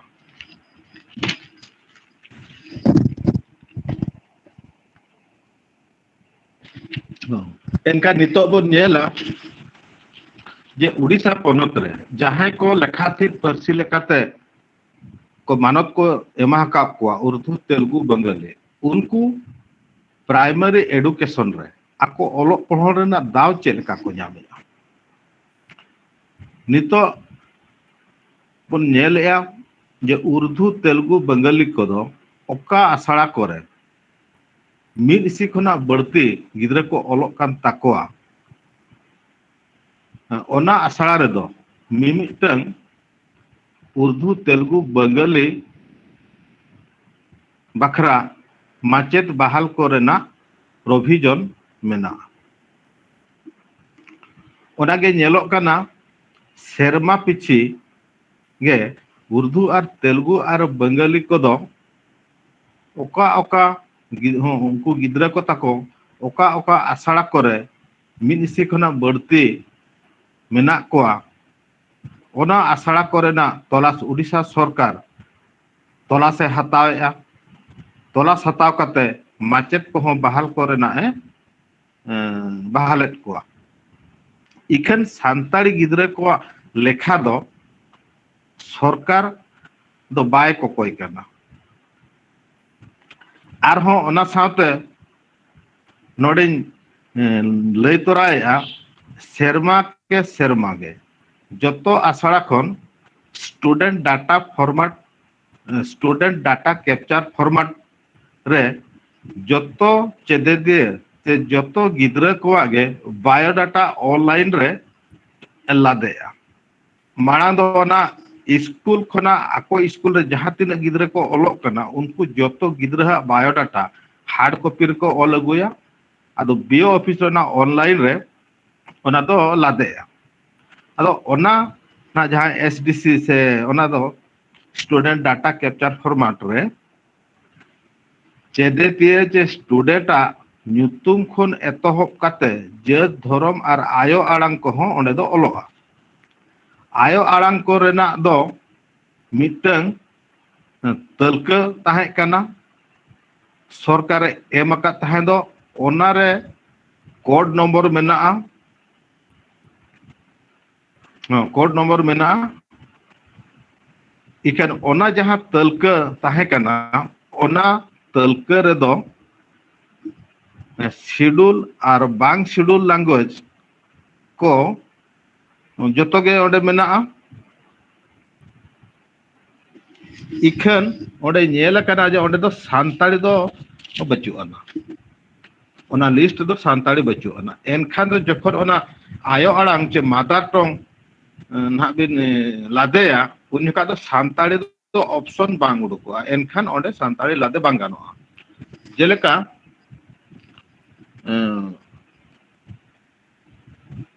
jeleka nah parsi bakhan mundare urang eman nongkana ko do mena ikem santari do bachuona ikem santari do onde do bachuona ado niya bar serma pe serma gan huyuk kana ona hard copy system ma bondena ado nito do celu akana na admission format rege online te jaha admission huyuk kana ona format rege gidra ha joto lekana data dhorom ho ar janam rol ho ayo arang ho ona ho ologok kana acha onare jaha online re nito udukok kana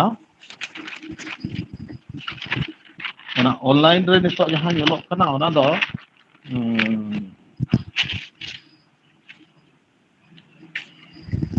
ayo alang na jaha mother tongue re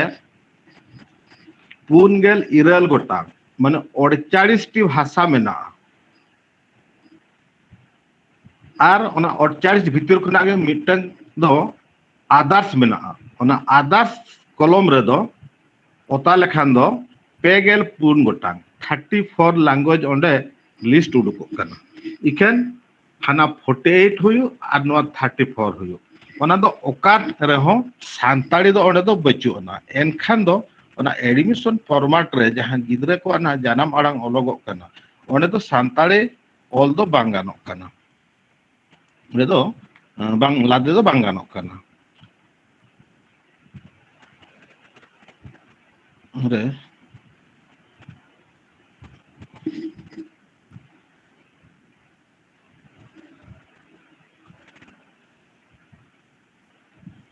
joto persi ge joto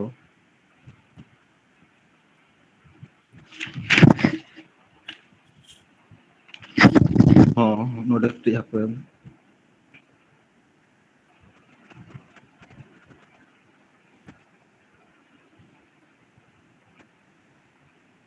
सरकार M का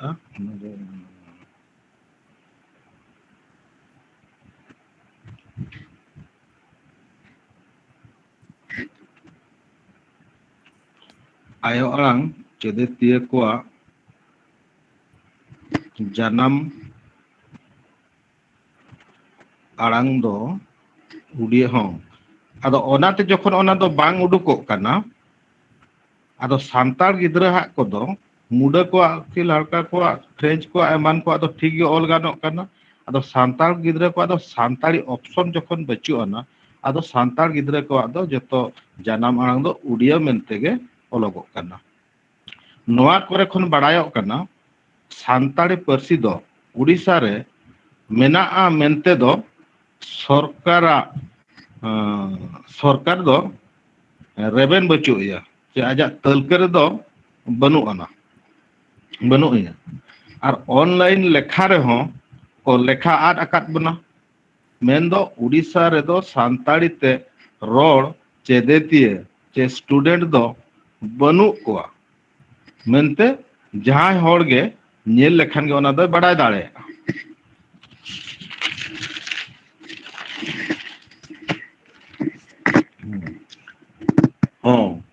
नॉय बारपे शर्मा गान हा हुईना hard copy कमी मा हपिद अकाना नितो दो online ते गिद्रा को नितुम ऑल हुयुक काना ओना ऑनलाइन एडमिशन फॉर्मेट रे दो चेदे दिए हा आयो आड़ांग ऑल हुयुक काना ओना ऑनलाइन रे दो ऑप्शन हिजुआ आर ओना जानम आड़ांग को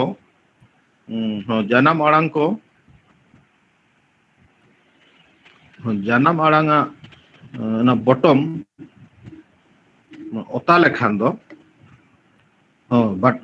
janam arang bottom ota lekhan ona na jaha parsi ko hijuk kana ona khona bachaw kata onde janam arang em ola ar one ona na jaha kami hora ona to ko metaha kana MIS management information system ona doko metaha kana ᱱᱚᱣᱟ ᱨᱮᱫᱚ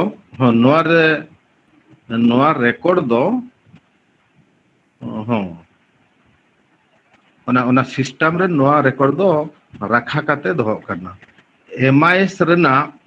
14 নম্বর কলম রে উডুকᱚᱜ কানা mother টং ইখান mother টং list রেদো schedule আর বাং schedule language যাহা তাহেন কানা ওঁडे दो सान्ताड़ी ओना बनुआ ओनाते सान्ताड़ी रोड गिद्रा दको लेखा आदोग काना नोडें लई तोराया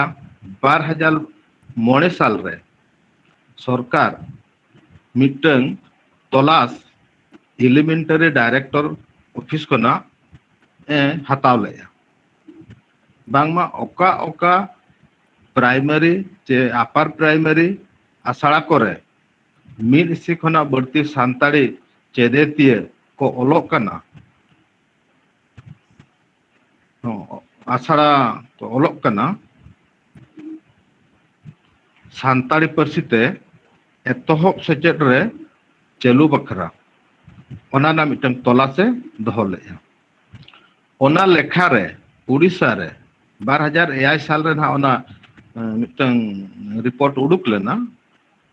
सरकार बनाव ले एलिमेंटरी एजुकेशन डायरेक्टोरेट रे बनाव लेना ओंडे 58,321 गिद्रा को ओलोक कना मेनते बड़ाई जाम कना और स्कूल दो हुयुक कना 1,900 पेया जहाँ रे के मिसी खना बढ़ती सान्ताड़ गिद्रा को ओलोक कना मेन दो 1,900 पेया स्कूल रे माचेत बहाल हुनंग हुई दाड़ेया मेनते ओना को तुबल नाम ले इखन सान्ताड़ी सेचेत हो बांग चलू लेना से माचेत हो बाको बहाल ले ओना दो इनके रेगे ना नितो दरे थुकम से ताभाव कते मेना गया अगर चेत एटकेटोरे होये करा ओना ऑफिस भितर से सरकार अखड़ा रे ओना दो ना अब उन बाबुन बड़ा नाम का जा इना तायम ना हेजना अब ना सर्व शिक्षा अभियान ना सर्व शिक्षा अभियान ओंडे को नेल किया तीन गान आदिवासी नौकान को मेना कोआ उनको को आयो आड़ांग दो उड़िया से हिंदी से उर्दू तेलुगु बेंगोली दो बांग करना ओनाते ओलो चेदो रे एटकेटोने हुयुक करना ओनाते ओनकान आदिवासी गिद्रा को चिन्हट काते ओल ओचो को लगित ते सरकार मिटंग प्रोग्राम एहब किया ओना तो को मेता कना MLE program multi language education program ओना को मेता कना ओना को बनाव किया अच्छा ओना रेना जोश तो नोआ कना ओका आदिवासी भाषा रेनी गिद्रा कना उनी दो आज बखरा दो आजी सावता चे आजी जात रेनी के माचेत को बहालेया खान दो उनी आजा आयो आड़ांग ते उनी रोड़ाया बुझाव होचोया और ओलो चेद होचो दाड़ाया और ओना ना जोश दो नोंका को दोहो किया जे क्लास 1 रे दो 60% आजा जनाम आड़ांग तेगे ओलो आय क्लास 2 सेटर लेखान दो 20% दो जनाम आड़ांग ते 20% दो प्रोविंशियल लैंग्वेज चेदो क्लास 3 रे दो 60% जनाम आड़ांग और 40% दो प्रोविंशियल लैंग्वेज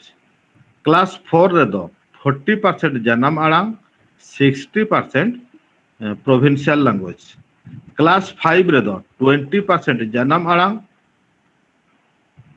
और 80% प्रोविंशियल लैंग्वेज क्लास 6 रे दो 0% मदर टंग 100% प्रोविंशियल लैंग्वेज नोआ हुयुक कना एमिली स्कीम रेना जोस और ओना लेका के काम हुयुक अतो नोआ एमिली प्रोग्राम तरी रेगे 2003 और एआई सेचेत शर्मा चे एकेडमिक सेशन रे 900 Pungel Punia, 544 gotang बेगे कटी शॉर्ट जग प्राइम बिन अच्छा शॉर्ट जग बिन समय तबन हुयुग कना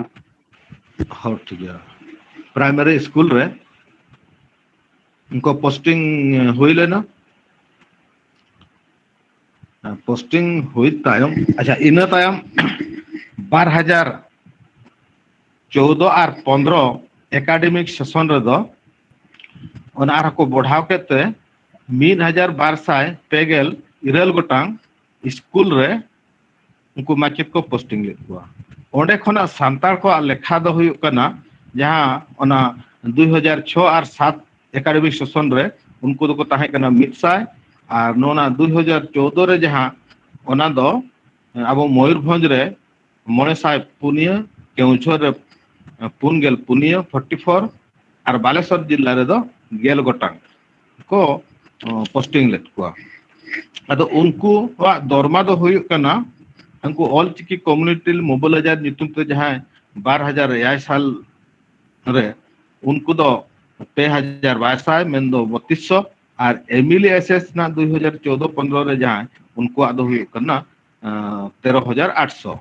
आ उनको दो कॉन्ट्रैक्ट करना को उनको दो रेगुलर दो को बांग करना मतलब नॉय नितो सांताड़ी सताम इदी करते अच्छा हाँ ओना ना एटकेटो नौका हुयुग कना उनको पतब हको एमहाट को गया और पोस्टिंग को पोस्टिंग इखन उनको आदो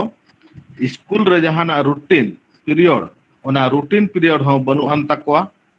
और बिनिड ना जहां हुयुआ ना बिनिड प्रोग्राम हो जहाना ओसेपा स्टेट लेवल कोना को उडुकिया ओंडे हो ओना सांताड़ी दो रूटीन रो बांग ताहेन कना और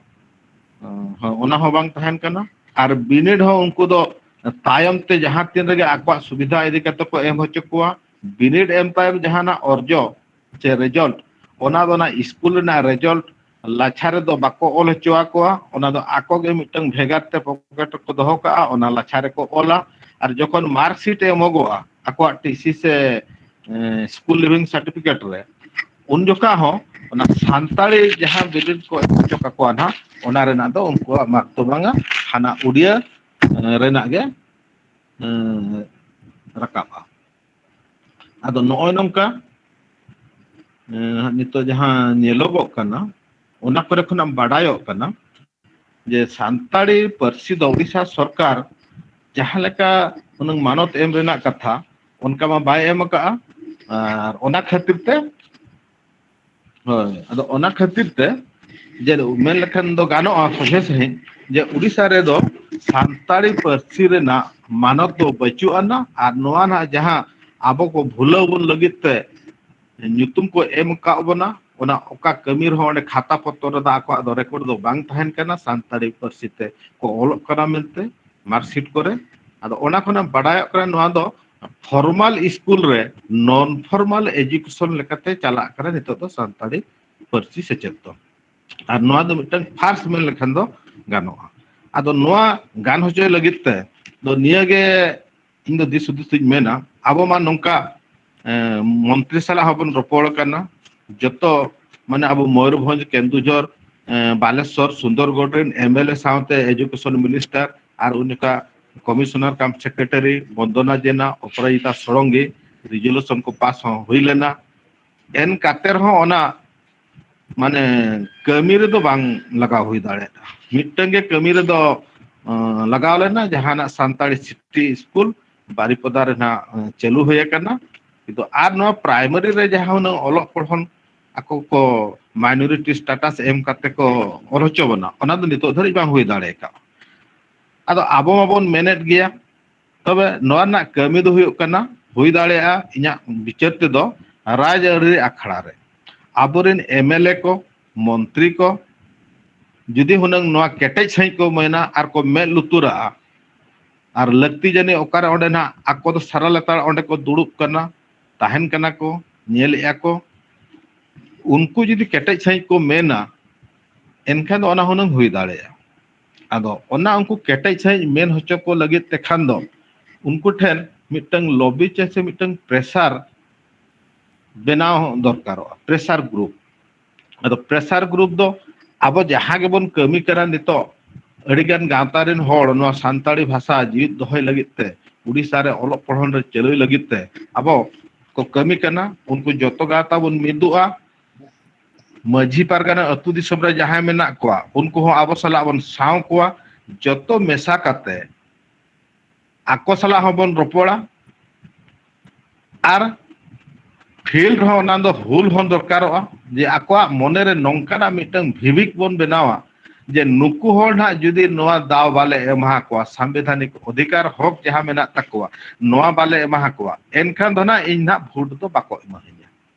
ar vote bako emahin kan din hara'a ar rajari hor do ina un badai ka ma unku do vote rege na ko tulo jokhaya ar onde ge na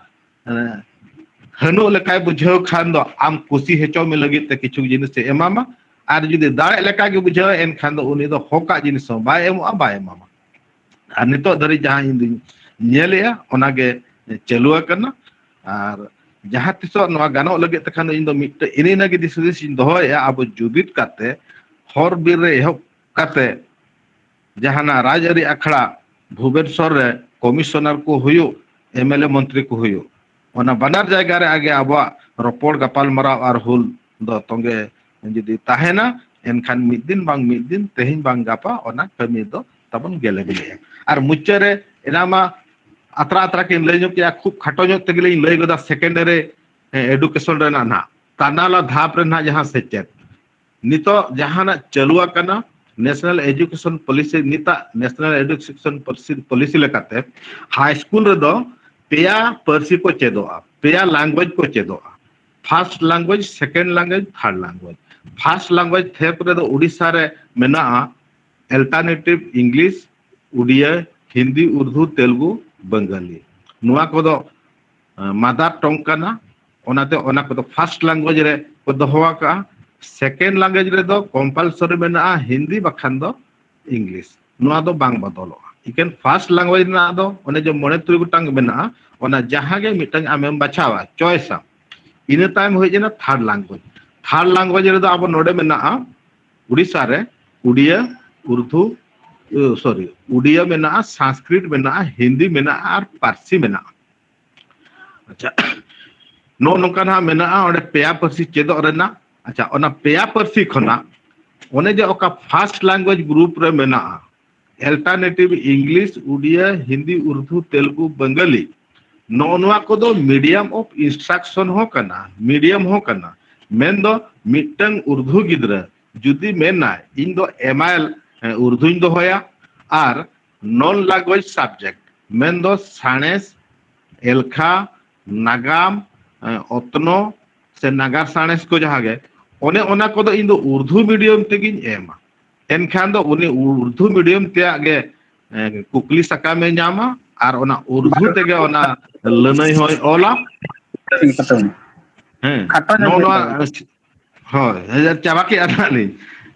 ona nongka mena ado nito dhari jaha abo badaye kana 2001 sal re abo na nuku All India Santali Writers Association ar Sudam Madi MP tahe kan joka mitang All Board of Secondary Education ko em leya ar unkua all nyam kate 31/1/2007 cho inelo mitang resolution pass lena je MI lekate board doi chaluya ar ona chalu lagite sarkar ten ho aj nehore do holeya je noa man am ande emoga ikan nito dhari ona ande Odisha Sarkar School and Mass Education Department do auri emoy ado nito dhara abo Right to Information Act jaha information bon nyama ka onar bon badaya ka je Board of Secondary Education bala ko mene ya jaha primary re tahena language ko primary education re onage secondary re do sambaw ganoa ar higher secondary bala ko mene ya jaha secondary re mena onage higher secondary re do aladale sambawa ado node badayo kana primary re jokhon abo bidhi boddo bang hui dare ka onate secondary re ho bang hui dare kana ar higher secondary re ho bang hui dare kana ar joto thak rege huyu rena do nin jaha la kain lay ki inage inya this te bichar te do gan hocho na nyame ya ado ma jehu ina kom somay bhitir re aka paka jaha tina ing lay ke tabona itu ko bujhew kharma napay katha ge bang rehon nongka tayam daram phone phan kote abo ropor kate arho kuli kate katha bon bujhewa ado adigan bolti bang men kate tehin do nitok nina rege inya roling mucet kiya ma joto koge ar min dekha mucere god johar arti kate inya roling thukam do kiya अच्छा बालकराम गोमके जहां main के अनुमा ठीक है 2002 साल में उड़ीसा सरकार expert committee बनाव लेया उनारे मेंबर को तहते में देसी पटनायक योगेश्वर महापात्र और महेंद्र कुमार मिश्र उना नासिबाम ठाकुर ना कथम रिपोर्ट एक्सपर्ट कमेटी रिपोर्ट हाँ एक्सपर्ट कमिटी रिपोर्ट हाँ मा चेत ना बड़ा सना बिना उना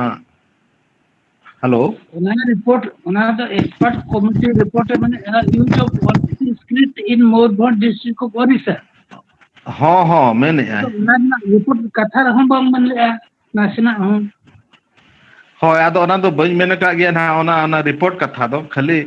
नोआ ये इदी करते के एजुकेशन इदी करते के चेलका तिन मेन पॉइंट इन कवरा ओना हिसाब तना इन मेन इदी किया उनका मा अडिगान मेना गया एजुकेशन तो कम जिनिस तो बांग कना नोआ तो उडी लटू जिनिस कना माने सिर उटी उटी अडिगान कथा मेना डिटेल बोन गपाल मारा लगे ते खान दो अडिगान अक्तो हो लगाव अदो नोडे मना ओंकाना एहब खना मुचाद धरि उटी उटी गपाल मारा ना तबन अक्तो बनुआ ना तबे चुंबकीय जहां को मेना ओना हिसाब तेना ओना दो रोड दिकिया अदो ओंके मा सारा के बालकराम बसके उनके जाओ अड़ी मारा सतम कान तबिन रहोगे आदो खाटोते जहां तेरा लई किया बिन अडिगान एटकेटने भितर रे अबा सांताल ऑल पढ़ाओ उड़ीसा रे मेना ओनारा सॉल्यूशन हो अब तो उहेरा काम दनते आदो बारया सतम इदी काते जो एटकेटने मेना तबना और सॉल्यूशन को मेना तब ना बो आजम गया और ना आजमा नितो तो कटी बो जीरो नगोआ अखड़ा रे कटी सेरें आलाम बो आजमा उमामणि मुर्मू तिकिना उमामणि मुर्मू अबिनी आप दड़ा दुदला बिन करा और मिट्टी सेरें आजमा बने मैं उमामणि मुर्मू मेना हाँ मद मजो पे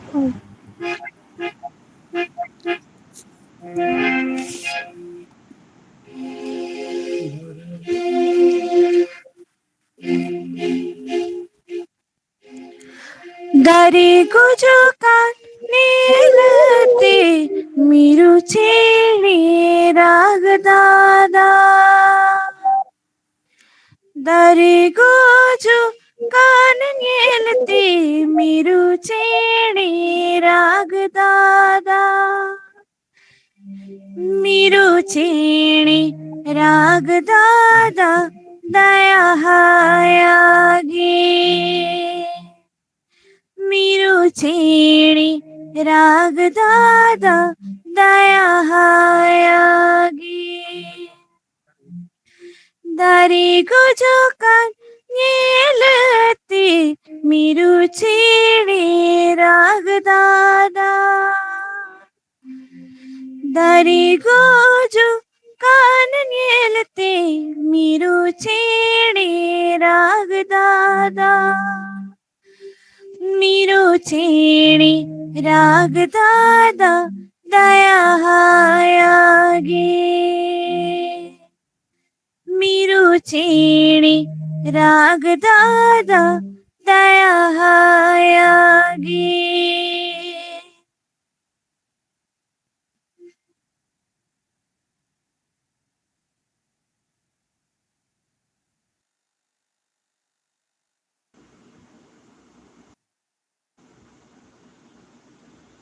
साराव गमई उमामणि मुर्मू नितो तो आर मिट्टी सतम पढ़ावा आजमा किन मणि जयंती माझी उनको तनाला आसानी माचेत कना की उनकिन साताम दे नितुम दो हुई कना Santal education in higher high school and diploma in elementary education problem and solution Mani Jayanti Majhi अबिन किन नेहर बिन कना आखड़ा से हिजुआ ते अबिन साताम बिन पढ़ाव अंजुमा बना मनी जयंती माझी सानम को बेजहार जोहार जोहार जो सानताल ते उना दो फ्लुएंसी बाय रोल दाड़े आई ओना तेगे उड़िया तेगे रोल आई ना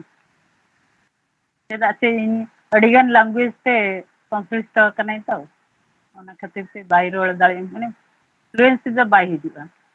ओना तेगे उड़िया ते रोल सम्मान्य संपादक अर्जुन माली महोदय सभापति श्रीजुक्त सरोज सोरेन महोदय एवं इठारे अन्य ऑनलाइन उपस्थित अन्य मान्यगण्य व्यक्ति समस्त मोर प्रणाम आज आईसीआ तरफ ओडिशा तरफ आयोजित आलोचना चक्र रे विषय वस्तु होची संताली भाषा शिक्षार समस्या और समाधान संपर्क प्रथम हम जानिबा मातृभाषा शिक्षार उद्देश्य मातृभाषा शिक्षा द्वारा आमर 4 प्रकार उद्देश्य पूरण होता है गोटे हूँ ज्ञानात्मक गोटे हूँ भावनात्मक गोटे हूँ कौशलात्मक एवं शेष जोटा बहुत जरूरी सेटा हूँ शिक्षा व्यक्तिगत जो थे कि पिलार सबु प्रकार ज्ञान को से तार मातृभाषा माध्यम आयत्त कर जेकोसी विषय में आम शिक्षादान आमर भाषा हूँ जरूरी ये हूँ गोटे माध्यम आम ओडिशार भाषा हूँ ओडिया किंतु आउ जो आंचलिक भाषाभाषी लोक रही ओडियाटा टिके बोधगम्य हुए ना कहीं सी जो निज मातृभाषा छाड़ी आउ गोटे भाषा से कथबार्ता करे तार से बहुत असुविधार सम्मुखीन हुए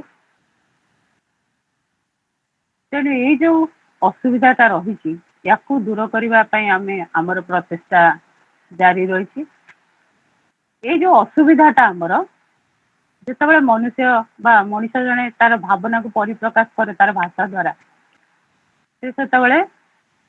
बाहर भाषा को भी मध्य से जानिबा दरकार यहाँ हूँ आमर निहाती जरूरी विदेशी भाषा शिक्षादान पिला बुझी पारना विदेशी भाषा को से ग्रहण कर मातृभाषा भाया ग्रहण कले सहज होनी स्वाभाविक होनी फल जो ज्ञान आहरण क्षेत्रटा टे संकुचित हो जाऊँगी पिला माने जिते विद्यालय पढ़ुंट जो भाषा से शिक्षा लाभ कर निज घर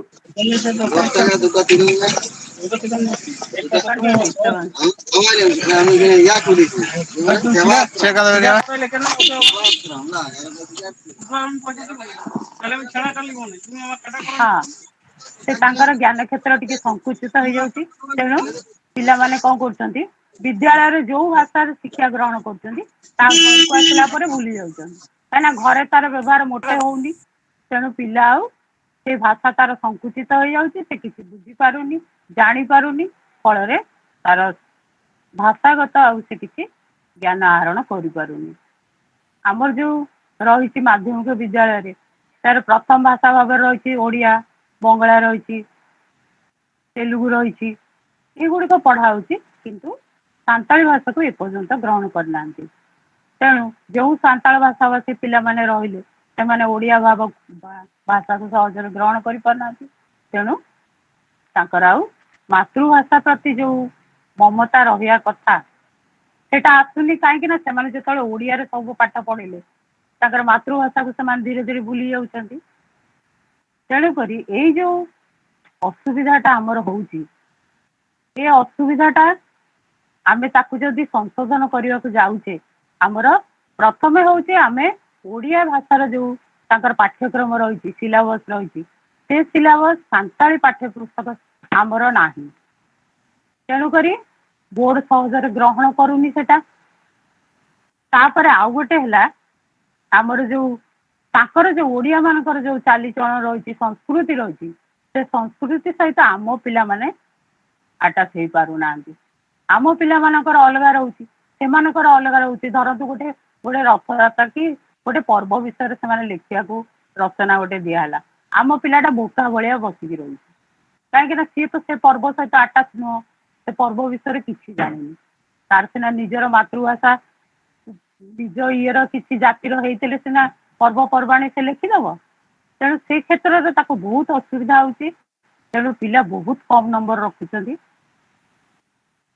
युवा प्राय असुविधा रोचे सबुठ है व्याकरण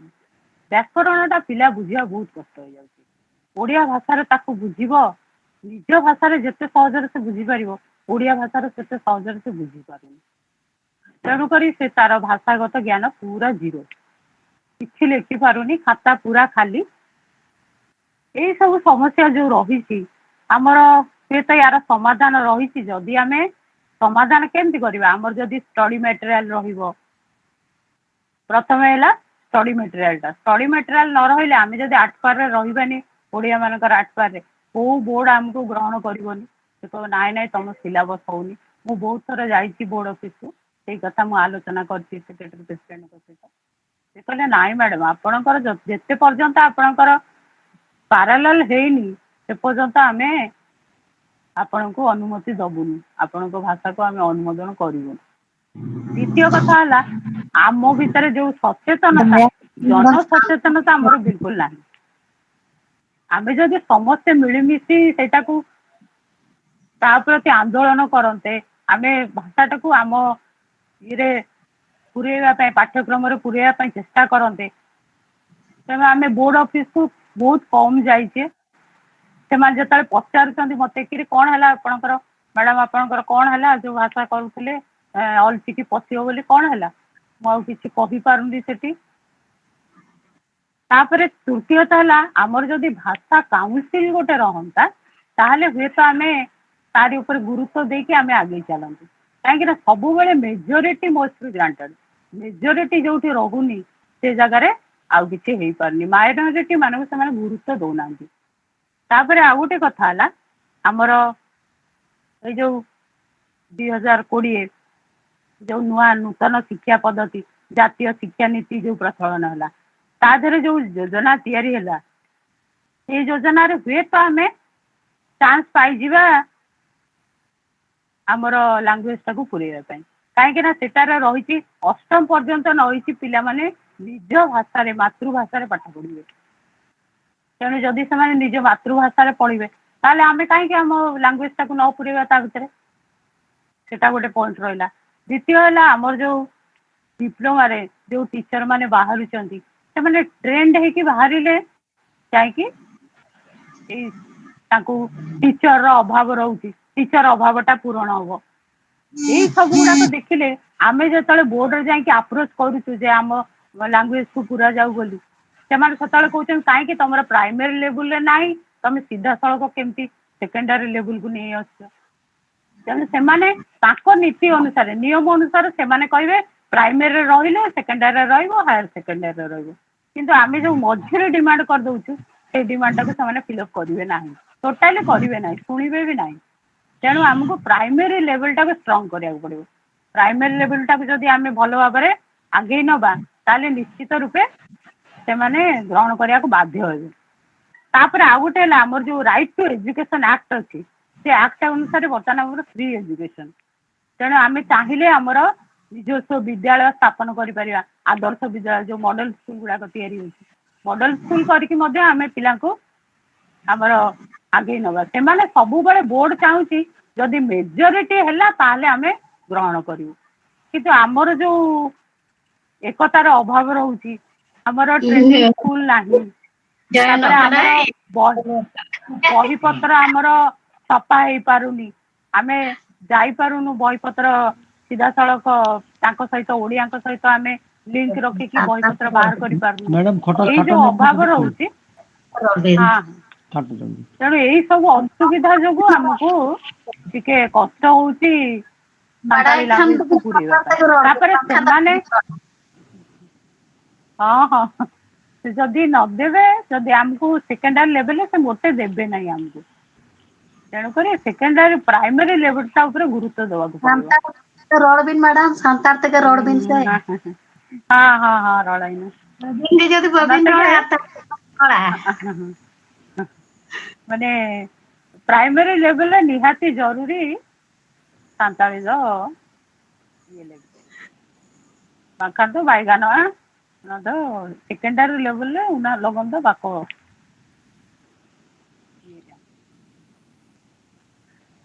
आगे जोहार गे अड़ी साराव मैडम जहाँ अड़ीगान समस्या बिन लई के ना सॉल्यूशन हुआ अबिन छुटो कर गया नितो दो तेई मारांग आलोचना किन दोहय तबना गपामला किन दोहय तबना माने पद्मश्री डॉक्टर दमयंती बेसरा उनका उपरुमा जो बड़ा का पास्टा दो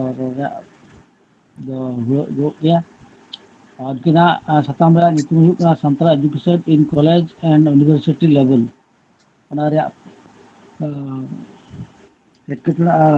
साले चेतान दिकिन रड़ा माने पद्मश्री डॉक्टर दमयंती बेसरा तकिन विद्यालय किनका नेहर किनकिना सगुन दारा किना की आखड़ा से किन हिजुआ अकिना सताम किन दोहया भारत जाकात सान्ताली अनलिया गांवता ओडिशा चांगारिन पार्सेट मानतान सरोज बाबू सूत्रेत अर्जुन बाबू जगो सूत्रेत गोपाल सोरेन और तेहे냐 नोआ आखड़ा रे जहां पेड़ा लेका तकिन सेटल लेना भारत जाकात सान्ताली अनलिया गांवतारिन सूत्रेत मानतान रविंद्र बाबू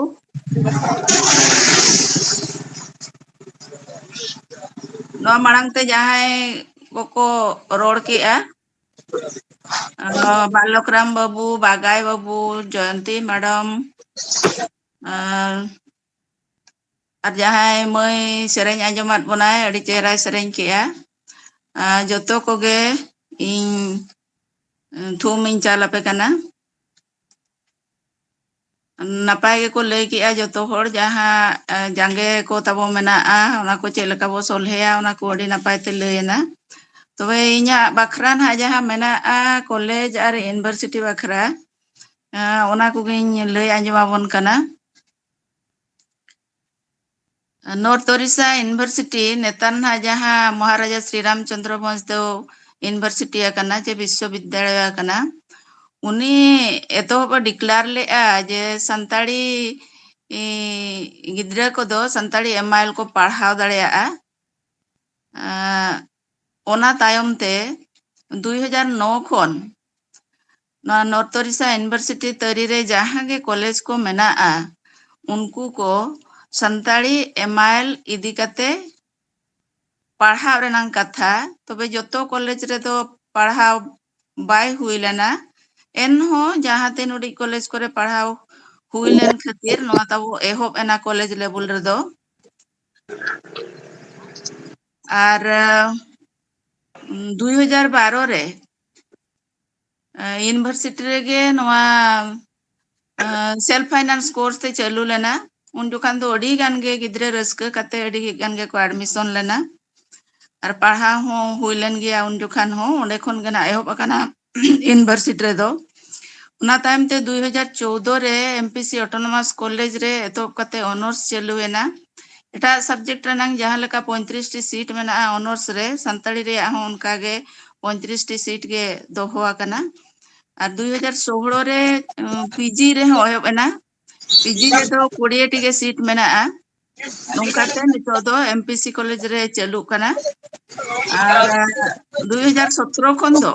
यूनिवर्सिटी रे नोआ रेगुलर डिपार्टमेंट लेकाते चालू कना नोआ ना ᱪᱟᱹᱞᱩᱜ ᱠᱟᱱᱟ ᱱᱤᱛᱚᱜ ᱫᱚ ᱟᱫᱚ ᱚᱱᱟ ᱥᱚᱢᱚᱥᱥᱟ ᱪᱮᱫ ᱢᱮᱱᱟᱜᱼᱟ ᱡᱟᱸᱜᱮ ᱪᱮᱫ ᱢᱮᱱᱟᱜᱼᱟ ᱡᱟᱸᱜᱮ ᱮᱴᱠᱮᱴᱚᱬᱮ ᱪᱮᱫ ᱢᱮᱱᱟᱜᱼᱟ ᱩᱱᱤᱧ ᱞᱟᱹᱭᱮᱜᱼᱟ ᱱᱩᱠᱩ जो गिद्रा को संताड़ी एमआईएल को इदीया नोआ एमपीसी कॉलेज रे आबोरिन गे ढेर गिद्रा मेना कोआ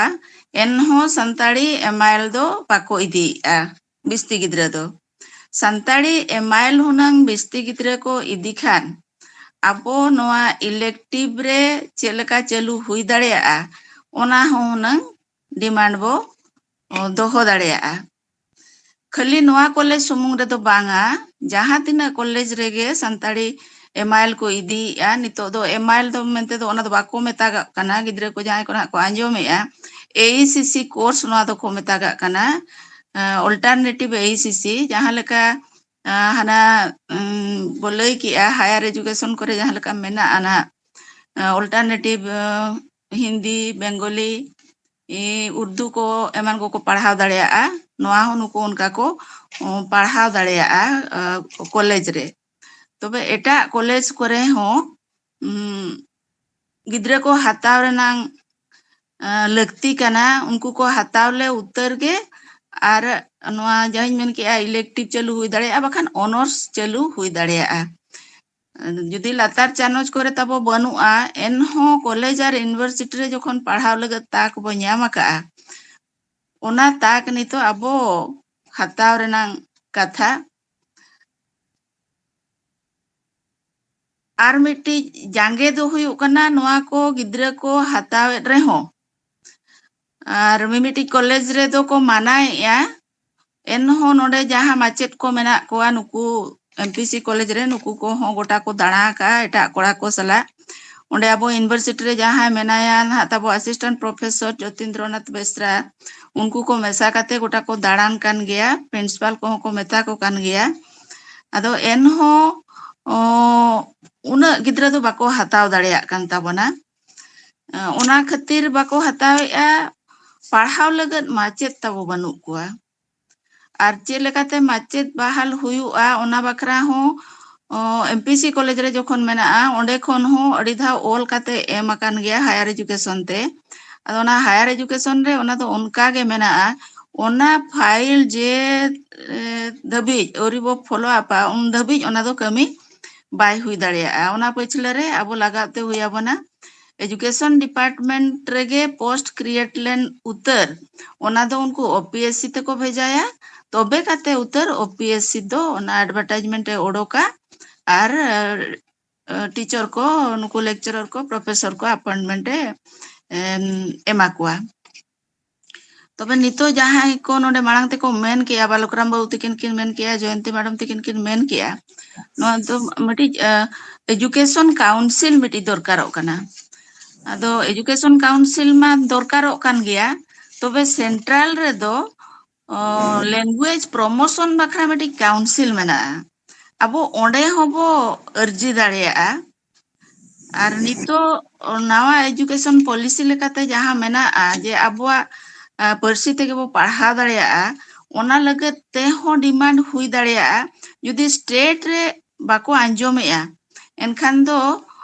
सेंट्रल मिनिस्टर ठेन हो ओना अबो बो भेजा दाड़ेया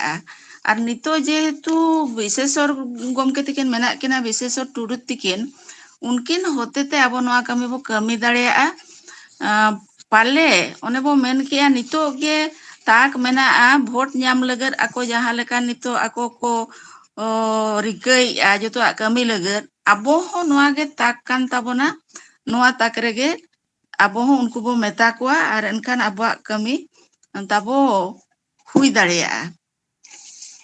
आर जुदी बाबो छुटेआ एनखान दो बाय हुई दाड़ेया ओना कमी को आर बो मेन किया जे बिहार झारखंड करे हो जहां यूनिवर्सिटी मेना ओंडे दो अगर फुल फ्लेश ताको स्टाफ मेना कोआ मेन दो प्रोफेसर बनु करे हो जेतु एहो अकान ताबना नवा असिस्टेंट प्रोफेसर को मेना कोआ जतो यूनिवर्सिटी रेगे इखन नवा नॉर्थ ओडिशा यूनिवर्सिटी जे नितो नवा श्री रामचंद्र भोजदेव यूनिवर्सिटी ना जहां नोडे तो ताबो मिड होड़ गया आर मिड होड़ ते दो चे लेका पढ़ाव कोआ ओनाते ओंडे हो दबी दोहते हुयुआ जे ᱟᱨ ᱵᱟᱨ ᱦᱚᱲ ᱜᱟᱱ ᱨᱮᱦᱚᱸ ᱚᱸᱰᱮ ᱟᱥᱤᱥᱴᱮᱱᱴ ᱯᱨᱚᱯᱷᱮᱥᱚᱨ ᱟᱨ ᱢᱤᱫ ᱦᱚᱲ ᱜᱟᱱ ᱮᱥᱳᱥᱤᱭᱮᱴ ᱯᱨᱚᱯᱷᱮᱥᱚᱨ ᱠᱚ ᱮᱢᱮᱢᱟ। ᱛᱟᱨᱯᱚᱨᱮ ᱟᱨ ᱢᱤᱫᱴᱤᱡ ᱠᱟᱛᱷᱟ ᱞᱟᱹᱭᱤᱧ ᱦᱤᱲᱤᱧ ᱠᱮᱜᱼᱟ, ᱡᱮ ᱱᱚᱰᱮ MPC ᱠᱚᱞᱮᱡᱽ ᱨᱮ ᱢᱮᱱᱟᱜᱼᱟ ᱟᱨ ᱤᱭᱩᱱᱤᱵᱷᱟᱨᱥᱤᱴᱤ ᱨᱮ ᱢᱮᱱᱟᱜᱼᱟ। MA ᱨᱮ ᱡᱚ ᱢᱮᱱᱟᱜᱼᱟ, ᱱᱚᱰᱮ 20ᱴᱤ ᱥᱤᱴ ᱢᱮᱱᱟᱜᱼᱟ, ᱦᱟᱸᱰᱮ 30ᱴᱤ ᱥᱤᱴ ᱢᱮᱱᱟᱜᱼᱟ, 50ᱴᱤ ᱥᱤᱴ ᱢᱮᱱᱟᱜᱼᱟ। इखन ओना लेकाते ऑनर्स रे तो 35 टी गे गिद्रे को ओडोकोग काना, एनखा ओना सीट तो पेरेज बाय हुई दाड़ेयाग काना। ओने ओना दो हुनंग जहां को MIL को इदीया उनको हो हुनंग MA रे एडमिशन बखरा चांस को ᱧᱟᱢ खान दो एनखान ओना सीट ताबो पेरेजोआ आर ढेर गिद्रे हुनंग को ओडोकोआ MA पढ़ाव लगन। अदो नेतार दो ओना चेद को चिका का ओना कॉमन एंट्रेंस टेस्ट मिटिज हुयुग कना, जोतो सब्जेक्ट रनंग जहां लेका सानताड़ी रे हो उनका हुयुग कना। अदो एनखान ओंडे दो जहां ऑनर्स को दोहो का उनको गे फॉर्म दो को पेरेज दाड़ेया। अबो हुनंग ओना मिटिज चिकाते नो एहोबो कना, एहोब एहोब बो पढ़ावेआ तो ओना खातिर अबो ओंडे हो दाबी दोहोते हुया बोना जे अबोरेन गिद्रा तो को कंसीडर को मामेंते इखज ओना हो बाय हुई दाड़ेया। इᱧ मेने आसे ओना तो ओना हो बाय हुई दाड़ेया, चिकाते अबो जुदी को कंसीडर बना एनखान उड़िया ते हो को कंसीडर कोआ, ओना हो मिटिज एटकेटोणे ताहेन कना। अदो ओना खातिर गे अबो जहां रे गिद्रा MIL को इदीया एटा कॉलेज करे उदड़ा रे हुएन चे हांते नौड़गोजा रे हुएन चे रायरंगपुर रे हुएन, ओना करे जुदी हुनंग ऑनर्स बो खुले ओचो दाड़ेया कोआ। ऑनर्स को खुले लेखान दो ओंडे हुनंग गिद्रे को ढेरोआ आर अबा सीट हुनंग फिलअप हुई दाड़ेया, बिस्ती गिद्रे को ओडोक दाड़ेया। आर मिटिज एटकेटोणे चेद हुयुग कना अबोरेन माने संताड़ी रे गिद्रे को नेट बाको क्वालिफाई दाड़ेया कना, बाको PhD दाड़ेया कना।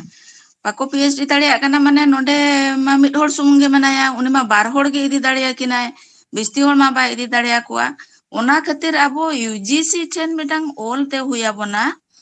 जे अबोरेन जहां रिटायर्ड पर्सन को मेना कोआ उनको को कंसीडर कोमा जे गाइड को हुई दाड़ेया, PhD बखरा गाइड को हुई दाड़ेया।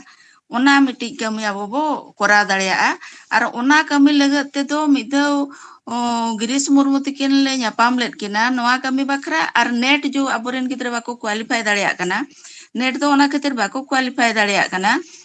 जे नेट रे जहां सिलेबस मेना ओना दो एखेन लिटरेचर हुनंग ताहेन रनंग कथा, एखेन लिटरेचर मा मेना गया ओना साथे सोशियोलॉजी और एंथ्रोपोलॉजी को मेना। अदो ओना नेट सिलेबस हुनंग बदल लेखान और चिकीते हुनंग हिजु खान अबोरेन ओडिशा रेन जहां गिद्रे को एमेआ उनको को हुनंग को सुविधा और चिकी मा अबुआ एहोब डिमांड कना, ओंडे चिकीते क्वेश्चन बाय हिजु कना, ओना हो अबो डिमांड बो दोहो दाड़ेया। ओना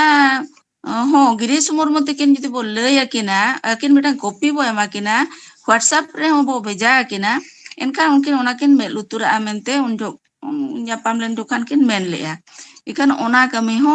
बाय हुई लेना। अदो नोआ कमी को हुनंग अबो बो कमी खाद दो निये चेतान से दो हुनंग नोंका सक्सेस ताबो हुई दाड़ेया मेनते इᱧिñ उयहरेआ। चिकाते ना चेतान लेवल रे दो ओकारे हो बाको मनाएआ। रेवेन्सा रे मेताद को रेवेन्सा रे हो ओंडे संताड़ी MIL चालू हुएना, ओना बखरा सिलेबस को हो बेना हुई सत कना ऑलरेडी, उनको सेकंड सेमेस्टर को ना ओना को पढ़ावा। ओना मांग रे अबोरेन गिद्रे को और अबो कोरेन गिद्रे को जुदी ओको ओंडे को ओलोक कना उनको को ओना लया करे नंग दरकार जे आपे नोआ दो इदी पेगे ओना खुले खुली लया को ते हुयुआ जे आपे उड़िया पे इदी खान जहां तिना नंबर पे ᱧᱟᱢᱟ, संताड़ी पे इदी लेखान दो ओना कोन 20 नंबर आपे पे दोहो दाड़ेया मेनते उनको हो लया कोते हुयुआ। नोआ करे गे से मेरे उनको सीट बाको ᱧᱟᱢᱟ, बाकी एटा रे जहां विद्यासागर करे शांतिनिकेतन करे जहां रे गे तो सीट को ᱧᱟᱢᱟ अबोरेन गिद्रे उनको को पढ़ाव दाड़ेया। आर मिटिज प्रपोजल किस रे हो एमा कना जे किस रे को मेने ताहेन आले सर्टिफिकेट कोर्स रे करावा, इखन सर्टिफिकेट कोर्स दो ले माना केट को रेगुलर कोर्स गे चालू मा मेनते ले मेताद को। अदो ओना दो खाली प्रपोजल गे एमा कना हा ओना रिजोल्यूशन ako को ओल आकाद गया, अदो को पास के आचे बांगा ओना दो बाय बाडाया कना एन हो जहां तिना उयहर ओंडे हो ना हुयुग गया मेनते। ᱟᱫᱚ ᱱᱤᱛᱚᱜᱟᱜ ᱠᱚᱞᱮᱡᱽ ᱟᱨ ᱤᱭᱩᱱᱤᱵᱷᱟᱨᱥᱤᱴᱤ ᱠᱚᱨᱮᱱᱟᱜ ᱯᱚᱡᱤᱥᱚᱱ ᱫᱚ ᱱᱚᱜᱼᱚᱭ ᱱᱚᱝᱠᱟ ᱜᱮ ᱟᱨ ᱵᱟᱹᱲᱛᱤ ᱫᱚ ᱟᱨ ᱢᱤᱫᱴᱤᱡ ᱠᱟᱛᱷᱟᱧ ᱢᱮᱱᱮᱫᱼᱟ ᱡᱮ ᱡᱚᱠᱷᱚᱱ IAS ᱨᱮ ᱢᱮᱱᱟᱜᱼᱟ ᱟᱵᱚᱨᱮᱱ ᱜᱤᱫᱽᱨᱟᱹ ᱠᱚ ᱦᱩᱱᱟᱹᱝ ᱚᱱᱟ ᱠᱚ ᱪᱮᱫ ᱞᱮᱠᱟ ᱛᱮᱵᱚ ᱯᱨᱤᱯᱮᱭᱟᱨ ᱦᱚᱪᱚ ᱫᱟᱲᱮᱭᱟᱠᱚ ᱠᱷᱟᱱ IAS ᱠᱚᱠᱚ ᱠᱳᱣᱟᱞᱤᱯᱷᱟᱭ ᱫᱟᱲᱮᱭᱟᱜ ᱠᱷᱟᱱ ᱟᱹᱰᱤ ᱱᱟᱯᱟᱭ ᱦᱩᱭᱩᱜᱼᱟ ᱟᱨ ᱡᱟᱦᱟᱸᱧ ᱩᱭᱦᱟᱹᱨ ᱞᱮᱜᱼᱟ ᱤᱱᱟᱹ ᱠᱚ ᱡᱟᱦᱟᱸ ᱧᱮᱞᱚᱜ ᱠᱟᱱᱟ ᱤᱱᱟᱹ ᱠᱚᱧ ᱞᱟᱹᱭ ᱠᱮᱜᱼᱟ ᱟᱨ ᱚᱠᱚᱭ ᱠᱚ ᱛᱟᱵᱚ ᱟᱨ ᱪᱮᱫ ᱠᱚ ᱵᱟᱰᱟᱭ ᱥᱟᱱᱟ ᱯᱮ ᱠᱷᱟᱱ ᱪᱮᱫ ᱠᱚᱧ ᱮᱨᱮᱲ ᱚᱴᱚ ᱠᱟᱫ ᱠᱷᱟᱱ ᱫᱚ ᱟᱯᱮ ᱚᱱᱟ ᱠᱚᱯᱮ ᱠᱩᱞᱤᱭᱤᱧ ᱠᱷᱟᱱ ᱫᱚ ᱚᱱᱟ ᱠᱚᱦᱚᱧ ᱵᱟᱰᱟᱭ ᱠᱷᱟᱱ ᱫᱚᱧ ᱞᱟᱹᱭ ᱫᱟᱲᱮᱭᱟᱯᱮᱭᱟ ᱟᱨ ᱡᱚᱛᱚ ko ar doড়ha ᱛᱷᱩᱢ ᱪᱟᱞ ᱠᱟᱛᱮ ᱤᱧᱟᱹᱜ ᱨᱚᱲ ᱫᱚ ᱱᱚᱰᱮ ᱜᱤᱧ ᱠᱮᱪᱮᱫ ᱠᱮᱜᱼᱟ ᱥᱟᱨᱦᱟᱣ ᱜᱮ ᱢᱮᱰᱟᱢ ᱫᱚᱢᱚᱱᱛᱤ ᱵᱮᱥᱨᱟ ᱟᱹᱰᱤᱜᱟᱱ ᱰᱷᱮᱨ ᱠᱟᱛᱷᱟ ᱞᱮ ᱟᱸᱡᱚᱢ ᱠᱮᱜᱼᱟ ᱟᱨ ᱡᱚᱛᱚ ᱠᱚ ᱟᱸᱡᱚᱢ ᱠᱮᱜᱼᱟ ᱮᱰᱩᱠᱮᱥᱚᱱ ᱰᱤᱯᱟᱨᱴᱢᱮন্ট ᱨᱮ ᱥᱟᱱᱛᱟᱲᱤ ᱟᱹᱰᱤᱜᱟᱱ ᱮᱴᱠᱮᱴᱚᱬᱮ ᱪᱟᱹᱞᱩ ᱟᱠᱟᱱᱟ ᱚᱱᱟ ᱫᱚ ᱟᱯᱮ ᱜᱮ ᱟᱞᱮ ᱠᱷᱚᱱ ᱡᱟᱹᱥᱛᱤ ᱯᱮ ᱵᱟᱰᱟᱭ ᱟᱠᱟᱜᱼᱟ ᱟᱨ ᱵᱟᱰᱟᱭ ᱦᱚᱪᱚ ᱠᱮᱫ ᱞᱮᱭᱟ ᱯᱮ ᱟᱫᱚ ᱱᱚᱣᱟ ᱪᱮᱛᱟᱱ ᱨᱮ ᱟᱞᱮ ᱚᱱᱚᱞᱤᱭᱟᱹ ᱜᱟᱶᱛᱟ ᱪᱮᱫ ᱮ ᱪᱤᱠᱟᱹ ᱫᱟᱲᱮᱭᱟᱜᱼᱟ ᱛᱟᱭᱚᱢ उयहरा और प्रस्ताव रखा जुदी काउंसिल एजुकेशन काउंसिल निहाती लगती जखन को एटकेटणे आशा बंगा बिरदागार यूनिवर्सिटी जो नेलोगोना गिद्रा को चलकार को हताव बाताव को और को एसेप्ट तबना चेतान उनको उयहर हचो बंगा उद्गो हचो दाड़े सारसाव हम मिट्टी कान ताबन गया अदो नवा जो एटकेटणे इन मारा एटकेटणे मेना पालन अड़ी हड़ बाबो बड़ाय का आपे को ना सेचेत लेने मेना पे बड़ाय का गया पे आपे बड़ाय चल लिया अदो नवा आसवा तायम ते नवा कथा अपन दिन उयहरा ना चल करे नवा रे सॉल्यूशन आपे सला जटाव कते बाखान आए छुटोआ अबिना प्रस्ताव जहाँ लेना अड़ी सारा और अनाले में जो रुतुर आ मते लिंग आसोक कना और अबिना मारा साताम बिन रोड के और बिन ले हचो के बड़ा हचो के नाते अड़ी सारा ᱟᱫᱚ ᱟᱨ ᱠᱟᱹᱴᱤᱡ ᱨᱚᱲ ᱧᱚᱜᱮᱜᱼᱟ ᱩᱱᱤ ᱵᱤᱥᱮᱥᱚᱨ ᱴᱩᱰᱩ ᱜᱚᱢᱠᱮ ᱛᱤᱠᱤᱱᱤᱡ ᱡᱟᱦᱟᱸᱭ ᱯᱤᱮ ᱢᱮᱱᱟᱭᱟ ᱩᱱᱤ ᱫᱚ ᱵᱟᱞᱮᱥᱚᱨ ᱨᱤᱱᱤᱡ ᱠᱚᱲᱟ ᱠᱟᱱᱟᱭ ᱰᱚᱠᱴᱚᱨ ᱡᱮᱱᱟ ᱢᱮᱱᱛᱮ ᱮᱥᱠᱮ ᱡᱮᱱᱟ ᱟᱫᱚ ᱩᱱᱤ ᱞᱟᱹᱭᱮᱫ ᱛᱟᱦᱮᱸ ᱫᱚ ᱟᱵᱚ ᱡᱩᱫᱤ ᱚᱞ ᱠᱟᱛᱮᱫ ᱵᱚ ᱮᱢᱟ ᱮᱱᱠᱷᱟᱱ ᱫᱚ ako ধর্মেন্দ্র প্রধান ko metaya hande central minister enkan uni nodenij education minister e men dareya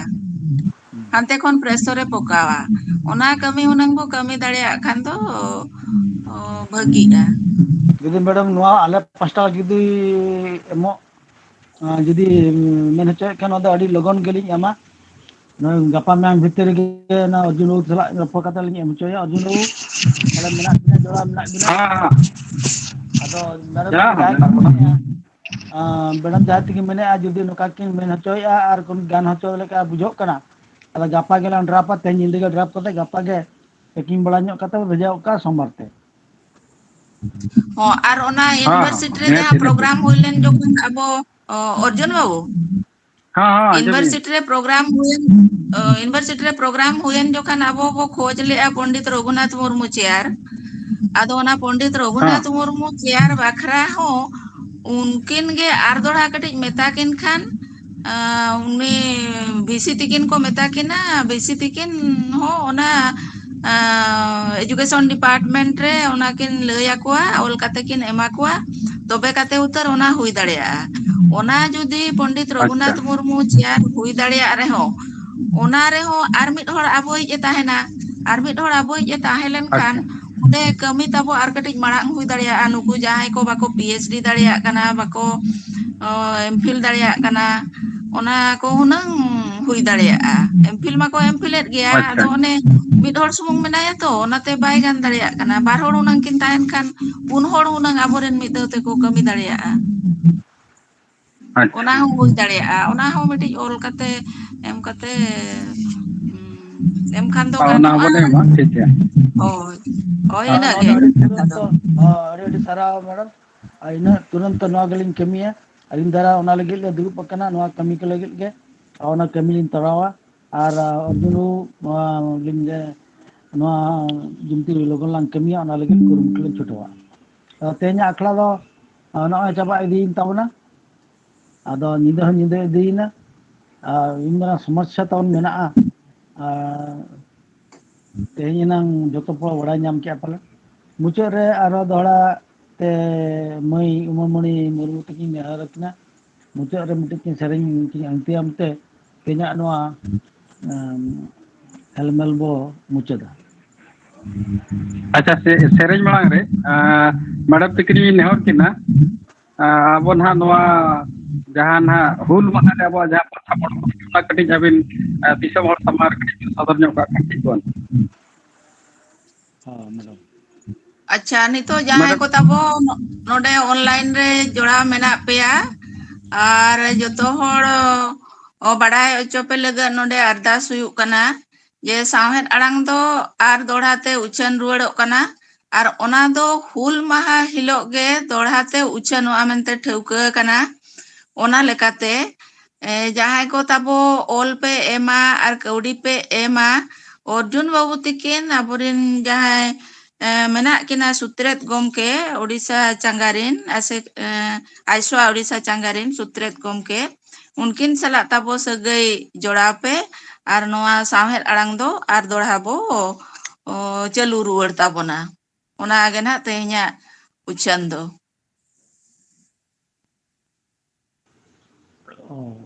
ᱢᱟ ᱛᱚᱵᱮ ᱡᱚᱛᱚ ᱦᱚᱲ ᱟᱸᱡᱚᱢ ᱠᱮᱫ ᱛᱟᱵᱚᱱᱟ ᱟᱹᱰᱤ ᱢᱟᱨᱟᱝ ᱥᱟᱸᱫᱮᱥ ᱠᱤᱱ ᱞᱟᱹᱭᱟᱫ ᱵᱚᱱᱟ ᱡᱟᱦᱟᱸᱜᱮ ᱚᱱᱚᱞᱤᱭᱟᱹ ᱠᱚᱣᱟᱜ ᱢᱤᱫᱴᱤᱡ ᱟᱥᱲᱟ ᱢᱤᱫᱴᱤᱡ ᱯᱞᱟᱴᱯᱷᱨᱚᱢ ᱠᱟᱱᱟ ᱚᱱᱟ ᱫᱚ ᱡᱚᱛᱚ ᱵᱚ ᱦᱟᱛᱟᱣ ᱞᱟᱹᱜᱤᱫ ᱵᱚ ᱨᱤᱠᱟᱹᱭᱟ ᱟᱫᱚ ᱢᱟ ᱢᱟᱹᱭ ᱩᱢᱟᱢᱚᱬᱤ ᱢᱩᱨᱢᱩ ᱟᱢ ᱥᱚᱫᱚᱨᱚᱜ ᱛᱟᱵᱚᱱ ᱢᱮ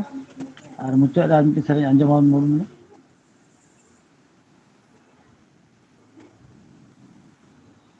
ᱢᱟᱹᱭ ᱩᱢᱟᱢᱚᱬᱤ ᱢᱩᱨᱢᱩ ᱡᱚᱲᱟᱣ ᱢᱮᱱᱟᱜ ᱢᱮᱥᱮ ᱦᱚᱸ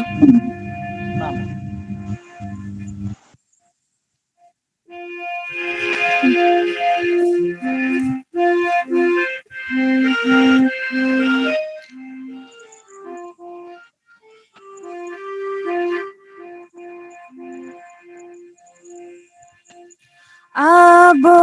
ᱟᱠᱷᱲᱟ ᱵᱟᱦᱟᱫᱟᱨᱤ ᱡᱚᱛᱚᱱ ᱜᱮᱭᱟ ᱵᱚᱱ ᱫᱟᱹᱭᱱᱟ ᱟᱵᱚ ᱟᱠᱷᱲᱟ ᱵᱟᱦᱟᱫᱟᱨᱤ ᱡᱚᱛᱚᱱ ᱜᱮᱭᱟ ᱵᱚᱱ ᱫᱟᱹᱭᱱᱟ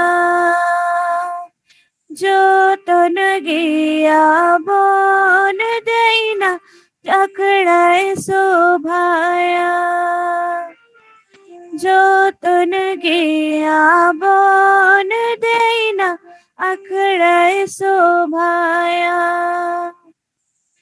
आबो अखड़ा बहादुरी जतन गया बन देना जतन गया बन देना अखड़ाय शोभाया जतन गया बन देना अखड़ाय शोभाया दारी गोजो कान न्यलते मीरो छेड़े राग दादा दारी गोजो कान न्यलते मीरो छेड़े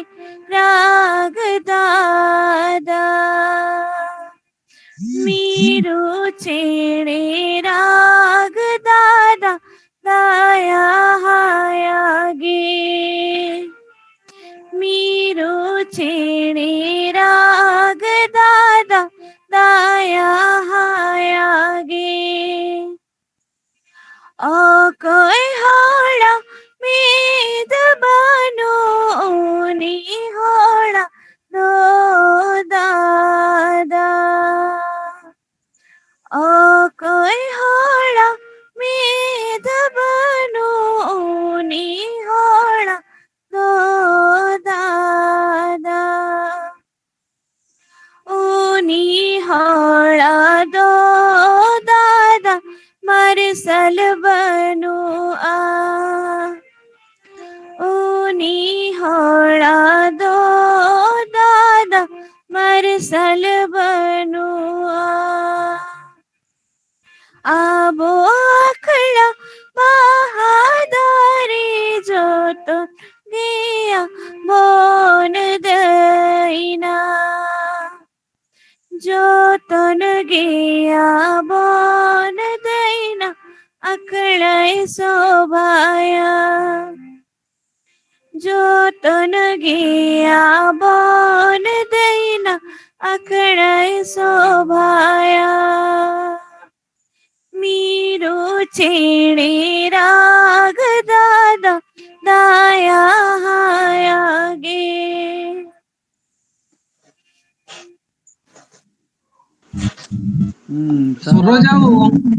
Sorojabu, Lebih kong.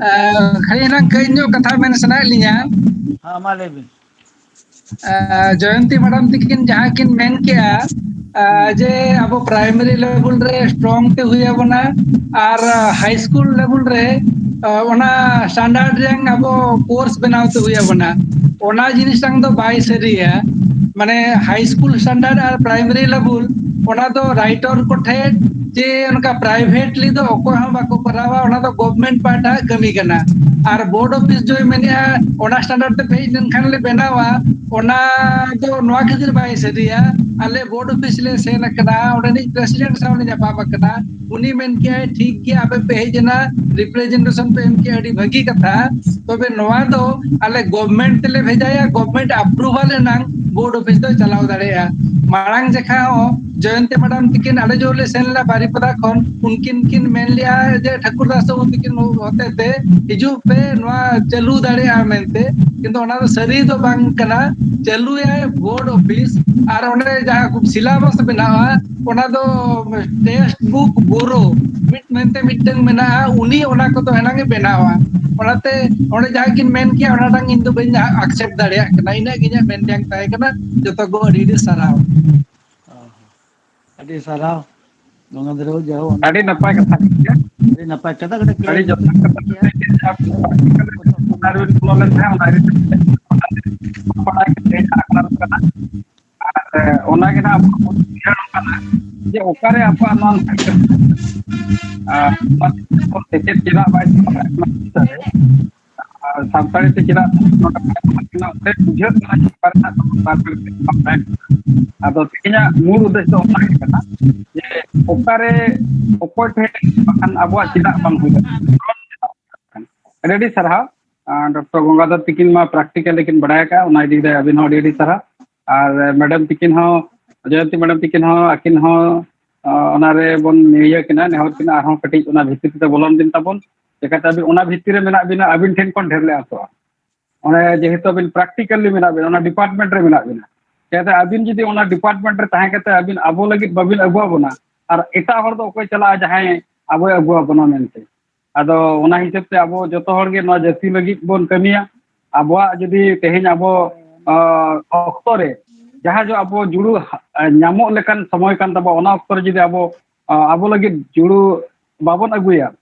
tayam daram lagi to na adi marang sanginya ona agu to adi ge muskila hingga ma pasal gomke marang set laha gidin tabon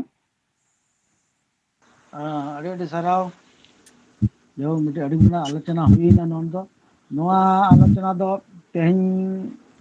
do bai mungkin aro tola tena apa lekan nore adigan hor dar abo nyam huya bana a chuto huya bana nito da akhla bo muchoda akhla muchot lagi inehor kena abo aswa Odisha branch ni golo sukutret man Gopal Soren abin teheng na akhla re joto hor katik thum chalan Gopal Misra gomke sanam koge anjumok kana to anjumok kana sanam koge aling pata khon manot god ar johar sarige tehnya satam kodo adi laktian ar adi daman tahe kana ar noa idi kate galoch akhड़ा saprawiya man Arjun Mardi gomke janja sutret Aisa Odisha branch ᱟᱹᱰᱤ ᱥᱟᱨᱦᱟᱣ ᱞᱤᱧ ᱪᱟᱞ ᱟᱹᱠᱤᱱᱟ ᱚᱱᱟ ᱥᱟᱶᱛᱮ ᱯᱟᱨᱥᱮᱫ ᱜᱚᱢᱠᱮ ᱢᱟᱱ ᱥᱚᱨᱚᱡ ᱠᱩᱢᱟᱨ ᱥᱚᱨᱮᱱ ᱟᱹᱠᱤᱱ ᱦᱚᱸ ᱟᱭᱢᱟ ᱥᱟᱨᱦᱟᱣ ᱞᱤᱧ ᱪᱟᱞ ᱟᱹᱠᱤᱱᱟ ᱛᱮᱦᱮᱧ ᱞᱮᱠᱟᱱᱟᱜ ᱥᱟᱛᱟᱢ ᱡᱟᱦᱟᱸ ᱡᱮ ᱟᱹᱰᱤ ᱞᱟᱹᱠᱛᱤᱭᱟᱱ ᱛᱟᱦᱮᱸ ᱠᱟᱱᱟ ᱥᱟᱱᱟᱢ ko ᱟᱹᱰᱤ ᱵᱟᱰᱟᱭ ᱨᱮᱱᱟᱜ ᱛᱟᱦᱮᱸ ᱠᱟᱱᱟ ᱟᱨ ground level ᱠᱷᱚᱱ ᱟᱵᱚ ᱴᱷᱮᱱ ᱦᱚᱲ ᱵᱚᱱ ᱧᱟᱢ ᱞᱮᱫ ᱠᱚᱣᱟ ᱵᱚᱱ ᱟᱨ ᱵᱚᱱ ᱟᱸᱡᱚᱢ ᱠᱮᱜᱼᱟ ᱚᱱᱟ ᱥᱟᱶᱛᱮ ᱥᱮᱱᱴᱨᱟᱞ ᱟᱭᱥᱟ ᱠᱷᱚᱱᱟᱜ ᱡᱮᱱᱟᱨᱮᱞ ᱥᱮᱠᱨᱮᱴᱟᱨᱤ ᱟᱵᱚ ᱥᱟᱞᱟᱜ ᱡᱚᱲᱟᱣ ᱠᱤᱱ ᱛᱟᱦᱮᱸ ᱠᱟᱱᱟ ᱟᱨ ᱛᱮᱦᱮᱧᱟᱜ ᱟᱠᱷᱲᱟ ᱠᱤᱱ ᱩᱰᱟᱹᱣ ᱠᱮᱫ ᱛᱟᱵᱚᱱᱟ ᱢᱟᱱ ᱨᱚᱵᱤᱱᱫᱨᱚᱱᱟᱛᱷ ᱢᱩᱨᱢᱩ ᱜᱚᱢᱠᱮ ᱛᱟᱹᱠᱤᱱ उनकिन हो आयमा सारहाव चाल हुयुक कना और तेहेन जहां साताम को चेतान रे को लय अंजमात बोना मन बालक राम बास्के गमके अडिगान कथा लय के आकिन आरो पालेन किन लय के गया अकिना हिसाब ते ऑक्टो को दो अड़ी कम गे ताहे कना और इन कम ऑक्टो भीतर रे अडिगान कथा किन लय अंजमात बोना अकिन दो ग्राउंड लेवल रे कमी होकिन कमी कना और लड़ाई होकिन लड़ाई कना लड़ाई रे अगुन हो मेना किना और तेहेन ऑक्टो को नाम काते आबो को तलार बो नाम लेत किना ओना खातिर अड़ी अड़ी सारहाव लिंचालाकिन कना मन बालक राम बास्के गमके तकिन ओना सलाते आबो सला ताहे कना किन जाहो माने अकिना एतोहब रे दो अकिना मेधा बांग नेल लेन रहो के किंतु अकिना रोड अडी टड़ांग टड़ांग अंजमोक कान ताहेन अडी लक्तियान कथा किन लय ताहें दो आर मुचर दो जाहो अकिन सला नेपेल हो हुयन गया मन बागाई हास्ता गमके तकिन अकिन हो आयमा सारहाव चालकिन कनाली ओना सलाते अब तलारे ताहे कना किन जयंती माझी अड़ी कम समय रे जाय कथा किन दोहो किया आर आबो को लगी ऑक्टो किन उडुक किया उनकिन हो आयमा सारहाव लिंचाला किन कना ओना सलाते तेहेन अड़ी ᱧᱩᱛᱩᱢᱟᱱ आर मनी पद्मश्री डॉक्टर दमयंती बेसरा मैडम तकिन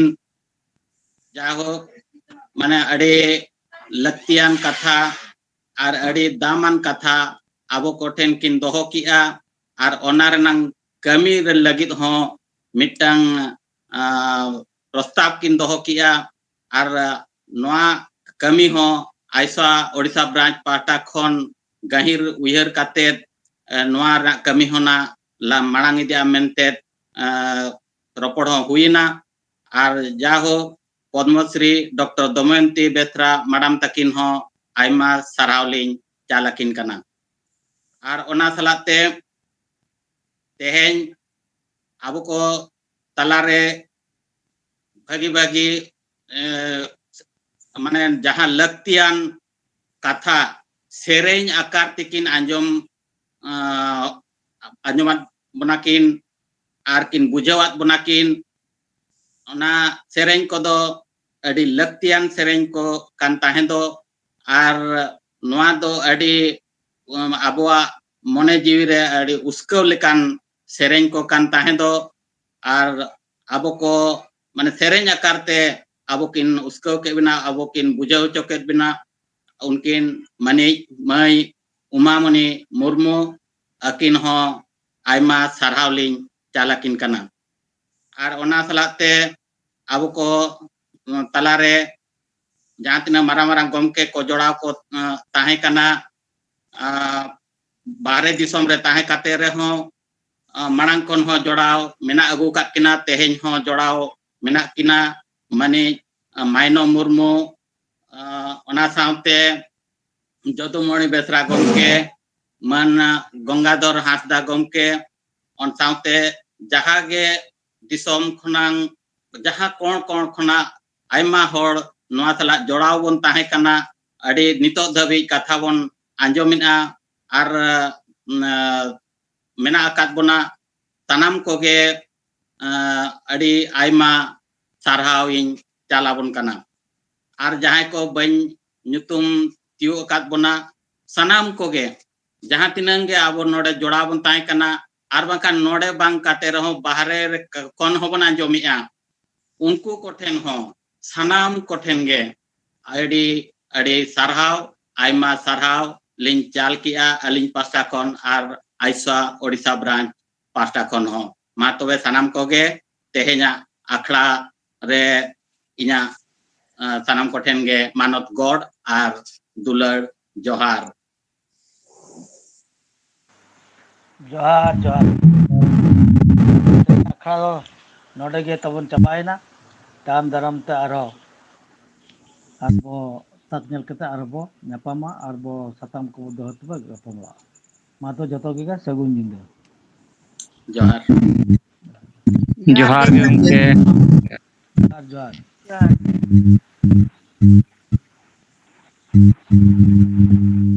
जोहार जोहार गे